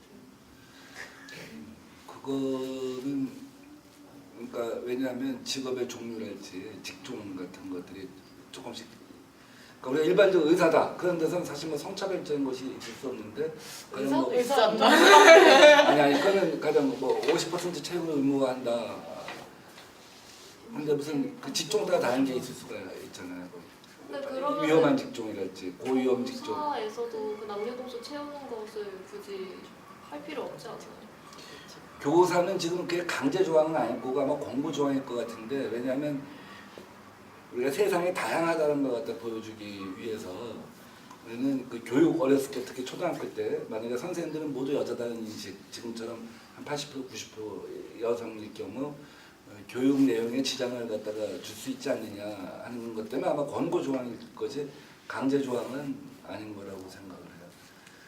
여성을 그러니까 그렇게 말씀하셔서 지금 얼마나 우리나라에서 여성들이 차별받고 있기에 왜 여성 50% 의무 조항이 왜 안 되냐 하는 얘기를 하는 것 같아요. 근데 제 기억에 세상에 어떤 나라도 여성 취업의 50% 조항을 의무화한 데는 한국이 선진적으로 근데 한국에서는 더 필요하다 이제 이런 정도. 모범 사례를 보이면 되잖아. 근데 그냥 엄청 치사한 게 그냥 의사나 뭐 국회의원 이런 거 남자 많이 하는 직업은 딱히 할당제 없는데 그냥 있어도 몇몇 %? 근데 공무원이나 그런 거 여자들이 더 많이 그런 생각이 들었어요. 국회의원은 있습니다. 그 비례대표 같은 경우 여성이 50%여야 됩니다. 공천할 때. 그래서 그 당선권에. 대통령 공약 중에 50% 할당제 하겠다고 했던 게 있었던 것 같은데 그것도 그건 이제 안 국무위원을 하기로 하죠. 장관 국무위원을 여성 30% 하겠다고 하고, 그다음에 그래서 국무위원은 장관은 채웠는데 그 밑에 차관 2급, 2급은 여성이 거의 없어요. 그래서 여성 그 가족부에서 그거를 전 부처를 총괄하는 걸로 해서 임기 이내에 고위 공무원단에 매년 그 여성을 어떻게 채울 것인가 갖다 목표를 할당하고 그 이행을 갖다 이제 본다는 것이죠. 그래서 사회적으로 이제 그런 부분에 대해서 교정이 되는 것이 가령 일반 기업에다가는 강제하기가 사실 사적 자체의 영역이라고 하잖아요. 그래서 쉽지가 않아요. 그래서 이 공직사회, 우리 정치인 이런 데 같은 경우는 헌법의 기본적인 그 평등 사상에 기초해서 배분을 갖다가 이제 하자고 하는 건데, 정치인 같은 경우 특히 우리 당 같은 경우는 이제 법은 아니지만 기초의원, 광역의원, 기초단체장 같은 경우는 여성을 몇 % 공천하는 것을 갖다가 이렇게 가이드라인을 제시하고 있어요. 이런 공적 영역에서 먼저 강제를 하고, 이 공적 영역에서 이제 그런 것들이 정착이 되나가면 사적 영역에서도 그런 것이 이제 확산되도록 유도하는 것이죠. 현재 우리 사회는. 근데 급격하게 그것을 갖다 50% 강제 의무제를 도입하는 거는 50%까지는 아니어도 어쩔 수 뭔가 없는 일이. 뭐라 해야 되지? 제도적 노력을 하는 신용이라도 보였으면 좋겠어요. 그렇죠. 직업적으로 인식에 그러니까 바뀐다 해도 어차피 그 사람들은 이런 거. 우리가 가령 뭐 이제 비정규직을 최소화하고 정규직을 많이 뽑는 직장의 그런 직장에 대해서는 사회적으로 무슨 그 마크 같은 거 갖다 주자 이런 얘기도 있습니다. 그러니까 그 전에 이제 환경 경영, 무슨 뭐 품질 경영 이런 그 ISO 기준이라는 게 있잖아요, 국제 기준. 그래서 그 전에 이제 품질을 갖다가 어떤 때는 환경 이렇게 하는데 지금 이제 비정규직을 정규직화하는 지수를 갖다가 보고 국가에서 인센티브를 준다든지. 여성 채용을 갖다 많이 하는 경우 국가가 인센티브를 준다든지 인센티브라고 하는 것이 보조금을 줄 수도 있고 세금을 감면할 수도 있고 뭐 그런 그 인센티브제를 갖다가 도입을 해나가고 그 성차별적인 그 채용 조항이나 채용 시스템을 갖다가 그 도입을 했을 때는 페널티를 갖다 도입을 갖다 한다든지 아마 이런 식으로 해나가야 될 것 같다는 생각은 듭니다. 맞아, 페널티는 줄 수 없어도 뭔가 인센티브는 줄 수 있을 것 같아. 아까 페널티는 아까 일부러 여성들한테 낮은 점수를 줘갖고 떨어뜨렸다. 그거는 업무방해죄뿐만 아니라 차별금지법에 저촉되는 걸로 해서 페널티를 갖다 주게 되면 되는 거라고 생각을 하거든요. 아직 그런 법적인 구비가 되어 있지 않다라고 보는 겁니다. 자, 그래서 일과 가정이 이제 양립이 돼야 되는데 일과 가정이 양립이 되면 되게 좋은 거 아니에요? 일은 일대로 하고 또 가정생활은 가정 두 가지를 갖다 양립이 돼야 되는데 지금 일을 하다 보면 가정을 포기를 해야 되고 가정에 집중하다 보면 일을 갖다 결국 그만둬야 된단 말이죠. 그래서 경력 단절이 생긴단 말이죠. 그러니까 일과 가정이 양립되려면은 우선 여성들이 일과 가정이 양립될 수 있게 우선 보육을 국가가 책임져야 한다는 거 아니겠어요? 그래서 국공립 유치원, 국공립 어린이집 이제 이런 것들이 이렇게 많이 늘어나고 애들 케어하는 시간이 이렇게 길어지면 갔다 와서 충분히 그 아이들을 갖다가 이제 집에 퇴근한 다음에 집에 가서 이제 같이 있을 수가 있는 거죠. 근데 그게 우선 그런 시설이 충분히 늘어나야 되고 특히 직장 어린이집 같은 경우 지금 아마 300인 이상인가 반드시 직장 어린이집이 있어야 될 거예요. 근데 그 갖다가 조금 하여간 직장 어린이집을 더 늘린다든지. 왜냐면 직장 어린이집은 데리고 들어가서 아침 출근해서 애 놓고 이제 끝나고 퇴근할 때 데리고 가는 거니까 훨씬 편하죠. 그런 일과 가정을 양립할 수 있게끔 그 보육 문제를 국가가 더 양질의 보육을 그때 많이 공급하는 게 필요할 것 같다는 생각은 들어요. 보육도 그렇고 그것도 그렇고 뭔가 여성 보육 전 이전에도 그렇고 여성 정책으로 일가정 양립이 나온 경우가 많은데 꼭 왜 여성만 일과 가정을 양립해야 되고 남자는 그냥 일에 온전히 집중을 할 수 있는 그렇게 되니까 결국 계속 회사는 여자들이 일가정 양립해야 되니까 빨리 퇴근하고 가정을 보러 가야 되는데 얘네 안 뽑는 게 낫지 이러고 안 뽑을 거란 말이야. 그러니까 남자들한테도 육아휴직 쓸 수 있게 하고 남성들도 일가정 양립을 할 수 있게 저는 그래서 근로 시간 어렸을 때부터 교육을 시켜야 되는데 남자들을 그러니까 그 어렸을 때부터 어떻게 교육시킬 것인가 제가 잘 모르겠고 일단 결혼을 하면 그 출산할 때는 반드시 남자가 같이 가서 이렇게 당연한 거야. 기분 그 와갖고 끝나고 와서 수고했어 하고 가지 말고 그쵸 그 외국 같은 경우는 출산할 때 다 같이 가 있잖아요. 남자들이 같이 지켜보잖아요. 같이 도와주고 손잡아주고. 맞아요. 그게 솔직히 그냥 그거는 뭔가 뭘 해야 되는 게 아니라 그냥 인간적으로 당연한 건데 내가 아내의 출산 장면을 보고 너무 징그러워가지고 이제 아내가 여자로 안 보여요. 막 이런 거 TV에 나오고 진심 이 사람들이 사람인가? 그렇게 해야 돼. 그러니까 우선 결혼을 하면 그냥 출산부터 모든 걸 같이 한다는 생각을 갖게 해야 돼. 그래서 그냥 난 출산 때 남자들이 그 같이 그 시간을 보내는 거 그냥 의무화했으면 좋겠어요. 의무화하지 않으면 가령 뭐 병원비를 2배로 뭐 남자한테 안 되겠다. 그러니까 그렇게 하고 출산 휴가도 남자들 뭐 그래서 3일에서 7일까지 준다는데 출산 휴가도 한 3개월이면 3개월 이렇게 무조건 주게끔. 맞아, 남자한테도 주게. 무조건 주게끔 하는데 이제 그럼 직장에서 야 제가 출산 휴가에 3개월 쓰고 6개월 쓰고 직장 옮겨? 그럼 뭐야? 이제 이런 경우가 있잖아요. 그쵸? 진짜 저 고등학교 때 국어 선생님이 남성분이셨는데 그분이 육아휴직 내셨거든요. 여성 그 아내분은 계속 직장 다니시고 그거 너무 대단하신 것 같아요. 지금 생각해보면. 그래서 그분이 다 키웠어요. 왜 대단하지? 당연한 거 아니야? 아니 근데 그때 그 상황 2013년 이랬는데 그런 결정을 했다는 게 지금 생각해보면 너무 대단한 거예요. 그래서 전업주부들 많이 있고, 근데 아마 그 공무원 같은 경우는 지금 그러면 부부 선택제인가 보죠?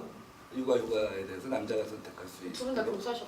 그러니까 선택할 수 있고 아마 그렇게 이제 제도 자체가 자꾸 변경되고 발전되는 거죠.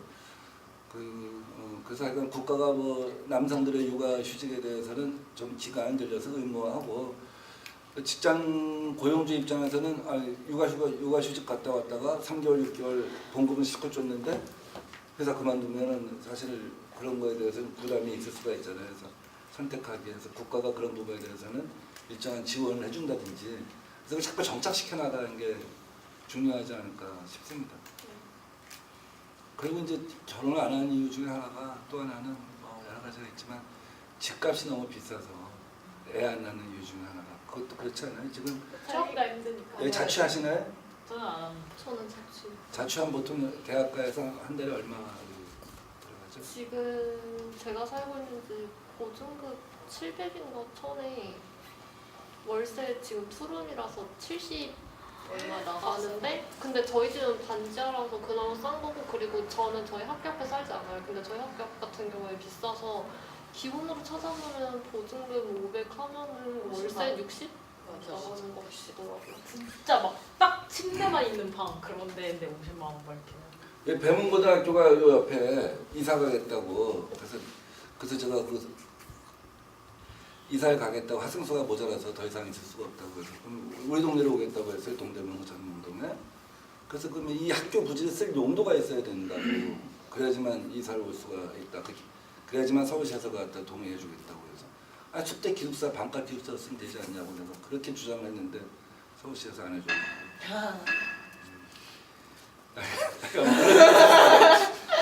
그런 일이 있었는데 그러니까 이렇게 생각을 해요. 아 그렇구나. 우리 양천구에서는 50대 독신남들 나비남 프로젝트라고 하는데 50대 남자 중에 고독 사는 친구들이 많대요. 혼자 사는 사람들이. 그래서 그걸 전수조사하는 경우가 있어.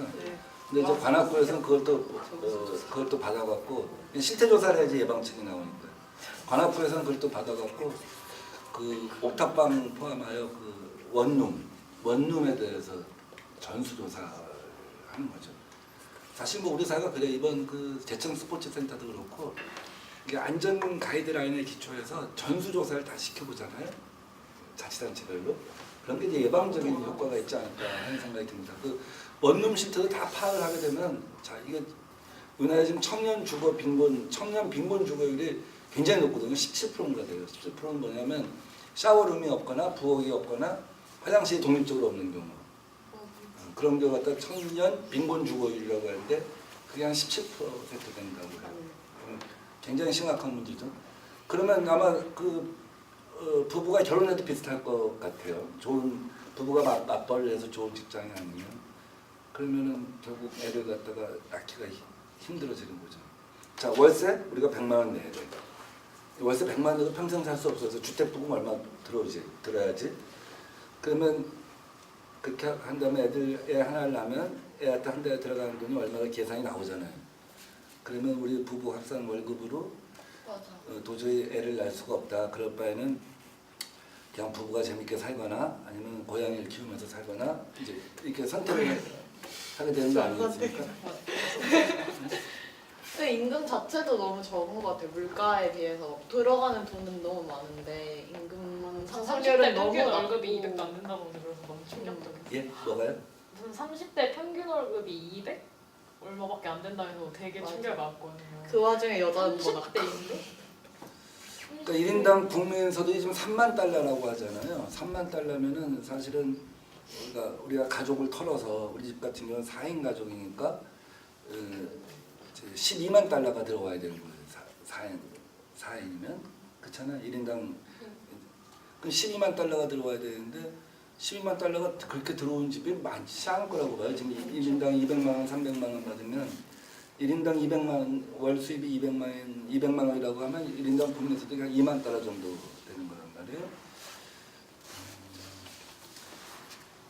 어떻게 하면 근데 이제 제 생각에 그래서 우리나라가 지금 막 청년들 주택 노인들 주택 연간 17만 호인가를 청년 주택, 신혼부부 주택으로 이렇게 공급을 하겠다고 했어요. 근데 그게 현실감 있게 들어옵니까?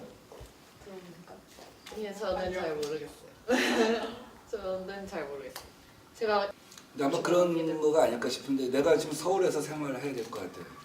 근데 내가 구하고자 하는 직장 그 근처에 집을 갖다가 나라에서 공급을 해줘야지만 그게 현실감이 있지 않을까 그런 거 아닐까요?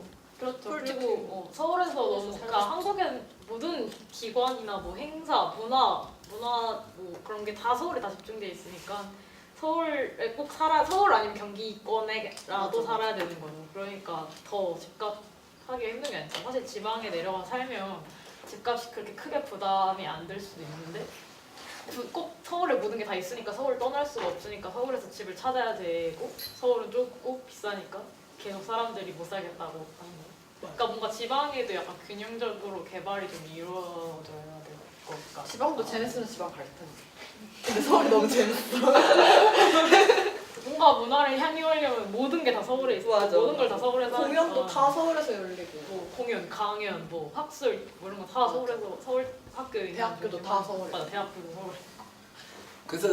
그래서 노무현 정부 때부터 맞아요. 지방균형 발전 이거 갖다 큰 캐치프레이즈로 이제 생각을 한 거 아니에요? 정말. 그렇게 되면 서울이라고 하는 거대한 공룡이 모든 걸 독식을 하기 때문에 그리고 서울에서는 정말 그 생존 경쟁이 치열해지기 때문에 웬만한 금수저 은수저가 아니어갖고는 버텨낼 수가 없으니까 결국 자꾸 나고병을 만들어 나가는 거죠. 그래서 서울에서 45살이 넘으면 서울의 인구가 급격히 줄어듭니다. 그 패자부활전이 힘들다는 거죠. 그러니까 20세 이하가 출산율이 우선 적고 20세 이하 그 서울의 출산율이 그러니까 이제 여러분들은 출산율보다는 출생률이라는 저출산보다는 저출생이라는 개념을 갖다가 맞아요. 이제 얘기를 하잖아요. 그 이제 여성의 책임으로 다 전가하는 용어 같으니까. 근데 서울이 어쨌든 그 정부에서 그 합계 출산율이 0.96으로 전국의 최저예요. 그러니까 둘이 결혼해서 우리나라 사람들이 1.17명을 낳는데 서울은 둘이 결혼해서 0.96명을 낳아요. 그럼 그러니까 안 낳는 거예요? 안 낳는다는 거죠. 서울에서는 애를 키우기가 힘들다는 얘기죠. 그러다 20대 이상 인구는 늘어나요. 왜? 우선 대학이 많잖아. 서울에 우리나라 대학의 10%가 40몇 개 대학, 45개 대학이 있어요. 그러니까 전국의 400여 개 대학의 10%가 서울에 있다 보니까 우선 20대 이상 인구가 일단 들어오는 거죠. 그러다가 우선 취업 시장에 서울이 크니까 이제 취업을 일단 시작을 했다가 45세 되면 되게 회사에서 일단 정리해고 대상이 되기 시작한단 말이에요. 그러니까 패자부활전이 쉽지가 않으니까 45세 되면 또 인구가 줄어들어요. 그러니까 굉장히 힘든 거죠. 그래서 우선 집값 문제도 이제 굉장히 만만치가 않은 문제인데 지금 아까 말씀하신 것처럼 내가 있고 싶은 곳에 집이 없으면 공급해 주지 않으면 결국 나는 문화 향유도 힘든 곳으로 멀리 가야 된다? 안 가게 되잖아요. 그렇죠? 안 가게 되죠. 그리고 만약에 소셜 믹스라고 하는데 그 사람들만 한 군데 모아서 한 10만 원을 갖다 주잖아요. 임대주택을. 그러면 임대주택 동네라고 딱이 지켜서 아 맞아요. 안 가게 돼요. 맞아. 임대 아파트. 그래서 소셜 믹스라고 해서 섞어놓게 해요. 항상 그렇죠. 여러 가지를. 근데 지금 정부에서 이렇게 하고 있습니다. 새 정부에서는 국공유지를 다 그러니까 가용장을 다 뽑아서서 거기다 청년 임대주택 같은 거 짓자는 거예요. 그냥 정차사가 30년 이상 됐다. 그럼 7층 신축을 할 거 아니에요? 그러면 그 위에 한 30층을 져주는 거죠. 그럼 국공유지니까 어떻게 돼요? 땅값이 안 들어가고 그러니까 임대료가 싸게 나오겠죠. 거기다 밑에 7층까지는 경찰서가 있으니까 절도 위험이 없잖아요. 근데 경찰서가 잘 안 내주려고 그래. 차라리 그냥 사겠다. 뭐 보안에 위험이 있고. 근데 사실 입구가 다르기 때문에 큰 문제 없을 텐데. 그 다음에 그거 말고 구청, 보건소 이런 걸 다 새 정부 들어서서 그걸 다 짓게 하려고 해요. 내가 하나 이제 여러분들하고 한번 궁금한 게 하나 있는데 제가 볼 때 학교 부지 있잖아요. 요새 이제 학교도 이렇게 바꿔가요. 학교도 거기다가 무슨 수영장이니 주민들이 이용할 수 있는 체육시설이니 이렇게 복합시설을 가요. 어떤 경우 보건소를 같이 들어오는 경우도 있고. 그 대신 기존 보건소에는 뭐 아파트를 짓게 한다든지 이렇게 하는 거죠. 국공유지니까. 그래서 학교도 이제 복합시설로가 되고 있어요. 근데 이대로 가면 우리나라가 학교가 이제 폐교가 되어 왔었잖아요, 농촌에서. 근데 조금 있으면 폐도가 돼요. 도시들이 없어져요. 우리나라 인구가 이제 100년 이내에 절반으로 줄어드니까. 지금 왜냐면 다른 정부 통계는 바뀔 수가 있어요. 왜 집을 더 늘린다든지 뭐 무슨 수요를 갖다 더 키우고 뭐 이렇게 투입하는 것이 다 가능해, 변경 가능한데 인구는 한 번 나면 1958년생이 만약에 67, 80만 명이 나왔다. 그러면 그건 중간에 변동이 없어요. 이민자를 받지 않는 한. 그리고 이민자를 받는 건 또 굉장히 또 사회적 합의가 필요해요. 그렇죠. 그 미국 같은 경우는 이제 고학력 이민자를 받아갖고 그걸 나사나 뭐 실리콘밸리에서 엄청나게 크게 활용을 했지만 이제 그 문제는 별도치고 그래서 인구는 한번 어떻게 해도 인구는 변동 늘리거나 줄이거나 할 수가 없어요. 그러니까 전쟁이 나지 않는 한 줄어들 리가 없고 그렇죠? 늘리는 방법은 없는 거예요. 그러니까 현재 지난 30년 만에 출산율을 딱 보면 통계가 예측 가능한 거예요. 2100년에는 우리나라 인구가 절반이 될 것이다 하는 거죠. 그럼 서울에서도 실제로는 폐교가 되는 학교가 나올 가능성도 있다라고 보는 거죠. 학교가 없으면 애들이 없으면. 학교가 없어질 수밖에 없는 거 아니겠어요? 그래서 요즘 뭐 초등학교 2반밖에 없다던데. 요즘 초등학교? 우와, 우리 초등학교 2반밖에. 나 때는 어느 12반까지 있었는데 창서 8반. 초등학교. 창동이하고 창서. 창서 어디 있는 거예요? 신촌이. 근데 저 다닐 때는 5반인가 한 30명씩 있었거든요. 근데 지금 20명씩. 네, 이거 20명씩 2반. 완전히 학급당 학생 수는 선진국이 됐어요. 유럽 수준이. 그래서 제 생각에 이런 거야. 이제 한번 물어보려고. 내가 한번 나중에 가정주부들하고도 한번 물어봐야 되는데 학교에다 저는 아파트를 짓게 하고 싶어요. 학교가 이제 되게 두 동 정도 되잖아요. 그럼 한 동을 갖다가 이제 우선 리모델링한 40년 된 학교를 데다가 학교를 한 3층은 그러면 밑에다가 1층에다가 어린이집, 뭐 유치원 이렇게 넣고 그다음에 2, 3, 4층은 법적으로 어린이집이랑 유치원 1층에 위치하게 되어 있습니다. 그다음에 2, 3, 4층은 이제 학생들 쓰고 그 위에 한 30층 정도를 아파트를 올려서 그 학교 학부모들이 살게 하는 거예요. 졸업할 때까지 원하는 사람은. 그러니까 자기는 돈이 많아서 그렇게 살고 싶지 않아. 밖에 살고 싶으면 밖에 사는 거고 국가에서 한 2명을 낳았어. 혹은 이제 우선순위를 둬야 되죠. 2명을 갖고 있으면 먼저 뭐 1명을 또 일찍 결혼해서 일찍 낳았으면 우선순위를 둬갖고 그 학교 졸업할 때까지 만약에 6학년 졸업할 때까지 쓰게 하면 어린이집부터 유치원 학교 졸업할 때까지 몇 년이야? 12년 정도를 그 양질의 주택인데 낮은 임대료로 쓰게 하면 결혼을 갖다가 하는데 좀 도움이 되지 않을까. 그렇게 해서 할 수 있는 아파트 공급수는 많지는 않아요. 그렇지만 상징적인 거지. 학교가 심지어 학교라고 하는 마지막 자원까지도 국가가 이 저출산 문제를 해결하기 위해서 쓴다 이런 거예요. 어떻게 생각하세요? 근데 뭔가 저한테 대입을 해봤을 때는 잘 모르겠어요. 만약에 근데 저는 결혼을 할 생각이 없고 아이를 낳을 생각이 없는데 그 혜택은 근데 뭐 좋은 거. 그거는 이제 청년임대주택이라지 독신자예요. 왜냐하면 지금 우리나라는 1인 가구, 2인 가구가 전국 평균은 42%입니다. 와 진짜. 네, 가구당 평균 인구가 3.1인인가 3.2인밖에 안 돼요. 서울은 52%예요. 1인 가구, 2인 가구가. 그러니까 1인 가구용, 2인 가구용 주택을 국가에서 많이 공급을 해줘야 돼요. 그러니까 지금과 같은 원룸 고시촌이 아니라 그래서 그런 거에 대해서 실태 조사를 하면서 원룸이나 고시촌의 주거 형태를 자꾸 바꿔줘야 되는 거예요. 한편에서는.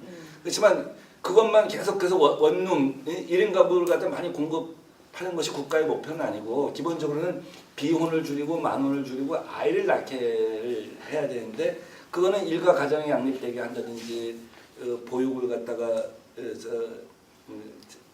집값을 싸게 한다든지 사회적 문화를 고친다든지 이런 건데 가령 그 학교를 갖다 그런 식으로 활용을 하게 되면 우리가 남아있는 국가의 마지막 자원까지도 이렇게 동원해서 이 그런 저출생들 측면이면 뭐 괜찮은 것 같아요. 괜찮은 지금도 것 아파트 단지 안에 있는 학교 있잖아요. 약간 그렇죠. 그 앞에 있는 그거랑 학교. 비슷하게 될 것 같은데 되게 괜찮은 것 같고. 그러니까 신도시에서 아파트 단지 안에 있는 학교들 그런 것도 맞아요. 약간 복합시설 비슷하게 돼 있잖아요. 막 좀 안전하다고 느끼던데 주민들이 바로 앞에 가깝고 이러니까. 근데 이제 어떤 경우는 이렇게 반론이 있을 수 있어. 아이들은 독립적으로 커야 된다. 교육 환경에. 위에서 애가 지금 운동장에서 노는 걸 보면 금방 부모가 내려와서 뭐라고 하지 않느냐. 또 아이가 학교에서 적응이 안 돼갖고 금방 위층에 올라가 버리면 어떡하냐. 그 독립성, 교육의 독립성 같은 것이 훼손될 가능성이 있다. 뭐 이런 얘기도 할 수가 있을 것 같은데 제가 볼 때는 근데 학교가 아니 애를 안 낳으면 학교가 없어지는데 오히려 그래서 만약에 12년 정도를 갖다가 살게 하면은 이 낮은 임대료 갖고 왜냐하면 그런 문제는 별로 걱정이 안 되는 게 뭐냐면 초등학교만 붙어 그 부모들이 그 커뮤니티를 형성하는 거 아니에요.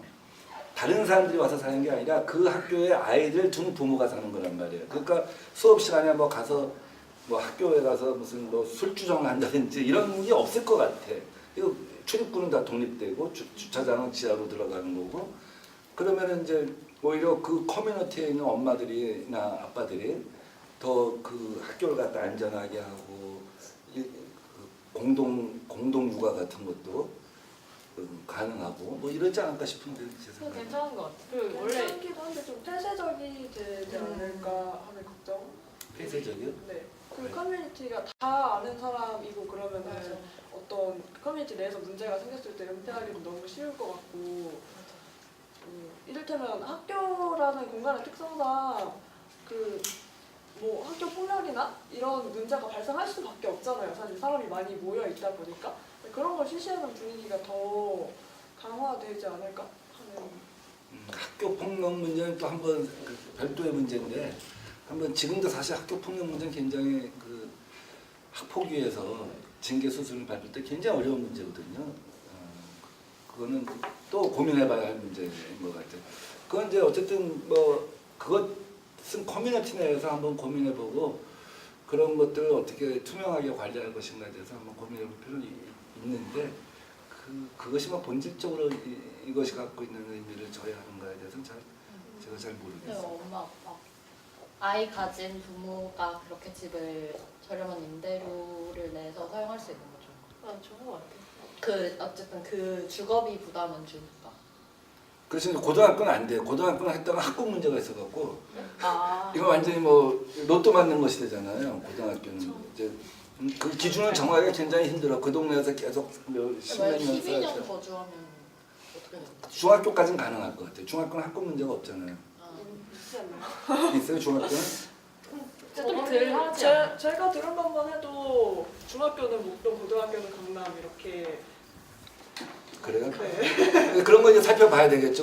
그런 거 이제 그런 문제가 발생하지 않도록 해야 되는데 그리고 학교를 그래서 이제 학교 커뮤니티 저는 오히려 학교 커뮤니티가 형성되기 때문에 부모들이 공동 육아부터 왜냐면 그런 아파트 같은 경우는 이제 공동 육아실 같은 것도 만들어서 가르치기도 같이 가르치고 뭐 토론도 하게 하고 공부방도 만들고 그런 것이 가능하지 않을까 하는 생각이 들어요. 그게 몇만 호가 가능할지 모르지만 일단 그렇게 해서 한번 시범 운영을 해보는 예. 근데 새로운 아이디어긴 한데 약간 학군 좋거나 교육열 좋은 곳에는 몰릴 거 아니에요. 근데 그래가지고 다른 곳에는 오히려 비워지는 그러니까 오히려 입주자가 안 생기는 그런 현상 생길 것 같거든요. 제가 살던 곳 그런 곳을 생각을 해보면.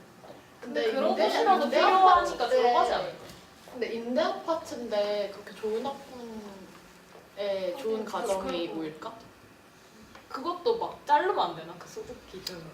예, 뭐 여러 가지 이제 기준 같은 걸 만들어야겠죠. 우선순위 같은 것도 만들어야 되고 지금 말씀하신 대로 가령 강남 같은데 그럼 내가 강남에 있는 초등학교에 가서 그때 12년을 살아갖고 중학교 고등학교 때는 하여간 열심히 내가 뭐 그동안 아낀 돈을 갖고 벌어갖고 중학교 고등학교 때 그 학교에 넣을 수 있어야겠다. 그 동네 뭐 원룸에 사는 한이 있더라도 나중에 나왔을 때는 그렇게 해서 거기에 말하자면 초집중적인 현상이 있을 수도 있다는 거 아니에요? 그런 것들은 우리가 세밀하게 살펴봐야 될 것 같아요. 그것이 특혜가 아니게 비춰질 수 있게 그 입주 조건은 몇 년도 이상 거주하는 걸로 하는데 그런 것들 갖다 좀 뜯어봐야겠죠. 그렇지 않으면은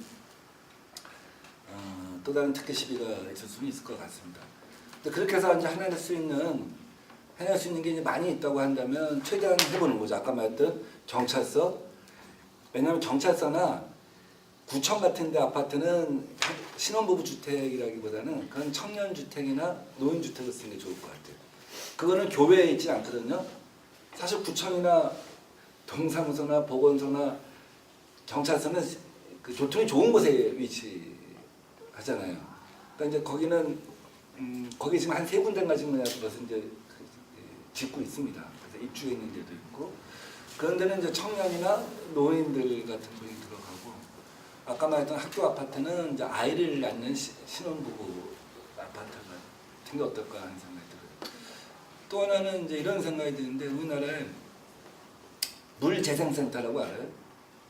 하수물을 갖다가 이제 깨끗하게 해서 내보내는 것이죠. 그 물재생센터가 4개가 있어요. 탄천이 있고, 그 다음에 중랑천, 장안평에 하나 있고, 그 다음에 난지도에 있고, 이건 경기도 겁니다. 그 다음에 서남 4군데가 있습니다. 서남 요새 새로 그 산업단지 생기는 곳이죠. 이게 한 30만 평, 40만 평인데, 근데 이게 나중에 집약화가 되면 한 20만 평 이상 뽑았을 수 있거든요. 그러니까 물 위에다가 청년 아파트를 갖다 짓게 되면 중랑천 같은 경우는 중랑천 물재생센터 같은 경우는 한 2만 호가 나와요. 근데 장안평역이 굉장히 가깝거든요. 그리고 그 공원이 이제 나머지는 공원이란 말이에요.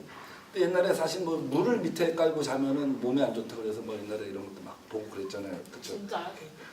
근데 그런데 만약에 그걸 갖다가 하게 되면 어떨까?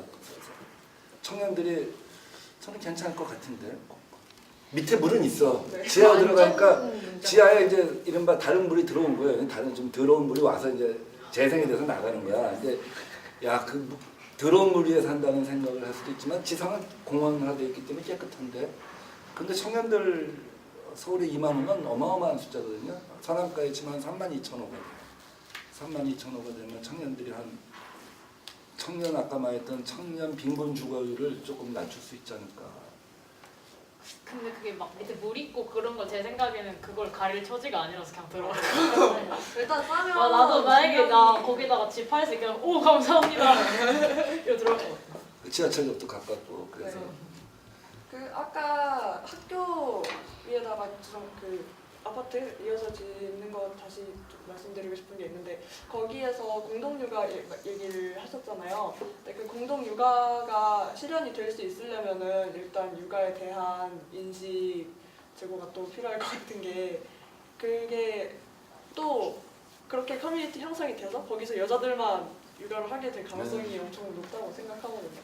그래서 그 남자들도 그러니까 기본적으로 거기는 이제 그런 학교를 그런 식으로 학교 아파트를 짓는다면 제가 이제 학교 아파트는 물 아파트가 있는 거예요. 학교 아파트는 그거 갖다 짓게 되면 거기 어린이집부터 들어오는 거죠. 어린이집부터 있고 유치원도 있으니까 사실은 이제 사실 공동 육아실이 따로 꼭 있을 필요가 있는가에 대해서는 잘 모르겠어요. 그러나 이제 초등학교 애들은 갔다 나오면 이제 오후 서너 시면 이제 초등학교 1, 2학년은 오후 한두 시에 그다음에 학원 가는 사람도 있고 뭐 태권도도 가는 사람도 있고 그렇지만 거기에 이제 공동 육아를 해갖고 그걸 갖다 이제 하면은 그 남자들도 해야죠. 그럼요. 하고 뭐 할아버지도 해야 돼. 할아버지도 가령 저 같은 경우 기사 쓰는 법 같은 거 가서 초등학교, 중학교, 고등학교에 저보고 지도교사를 갖다가 하라고 하면 방과후 수업이나 뭐 이런 거 하라고 하면 제가 뭐 한 시간당 그렇게 싸지는 않을 텐데 그래도 애들 키우는 애들 가르치는 재미로 시간당 뭐 한 10,000원, 20,000원 줘도 나는 봉사한다는 생각을 갖고 하겠어요. 그러니까 가령 애들 내가 가서 공동육아실에 가서 애들 육아를 하는 건 아니지만 초등학교 한 3학년, 4학년쯤 되면 애들 나보고 가서 1시간 그 커뮤니티 내에서 프로그램을 짜는 거죠. 저 오후 2시부터 3시까지는 어떤 재주가 있는 사람이 와서 뭘 해달라. 오후 3시부터 4시는 구연동화를 잘하는 사람이 와서 해달라. 뭐 4시부터 5시부터 6시까지는 누가 뭐 어린이 핸드폰 갖고 사진 찍는 걸 갖다가 사진은 자주 찍는 사람이 결국 잘 찍게 되는 거거든요. 뭐든지 그래요. 자주 해보는 사람이 관심을 갖고 자주 해보는 사람이 잘하게 되는 거예요. 사진 교과서 중에 하나가 요새는 이제 롤이란 말이 없었지만 옛날에 필름 한 통 24장짜리 그거 갖다가 10,000통을 찍어봐야지 사진을 얘기할 수 있다 이렇게 얘기하는 사람이 있어요. 자꾸 핸드폰 갖고 어렸을 때부터 찍어보면 구도를 알게 되고 그런 거예요. 그런 것도 이제 와서 이렇게 프로그램을 돌려서 신청자를 받는 거죠. 그러니까 왜냐하면 내가 아까 말씀드린 것처럼 어린이집이 있단 말이에요. 보육원, 유치원이 있단 말이에요.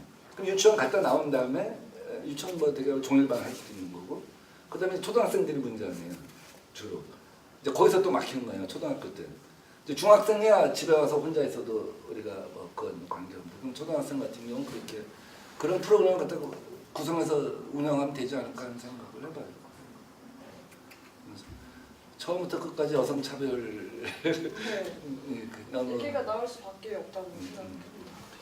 그건 뭐 사실 거기에 맞게 어떤 거 얘기할 하여간 뭐 지금 우리 여러분들하고 만나서 보니까 진짜 여성 차별에 대한 얼마나 그 생생한 그 체험을 갖다 들으면서 굉장히 사회 차별 구조가 심각하다 하는 생각이 듭니다.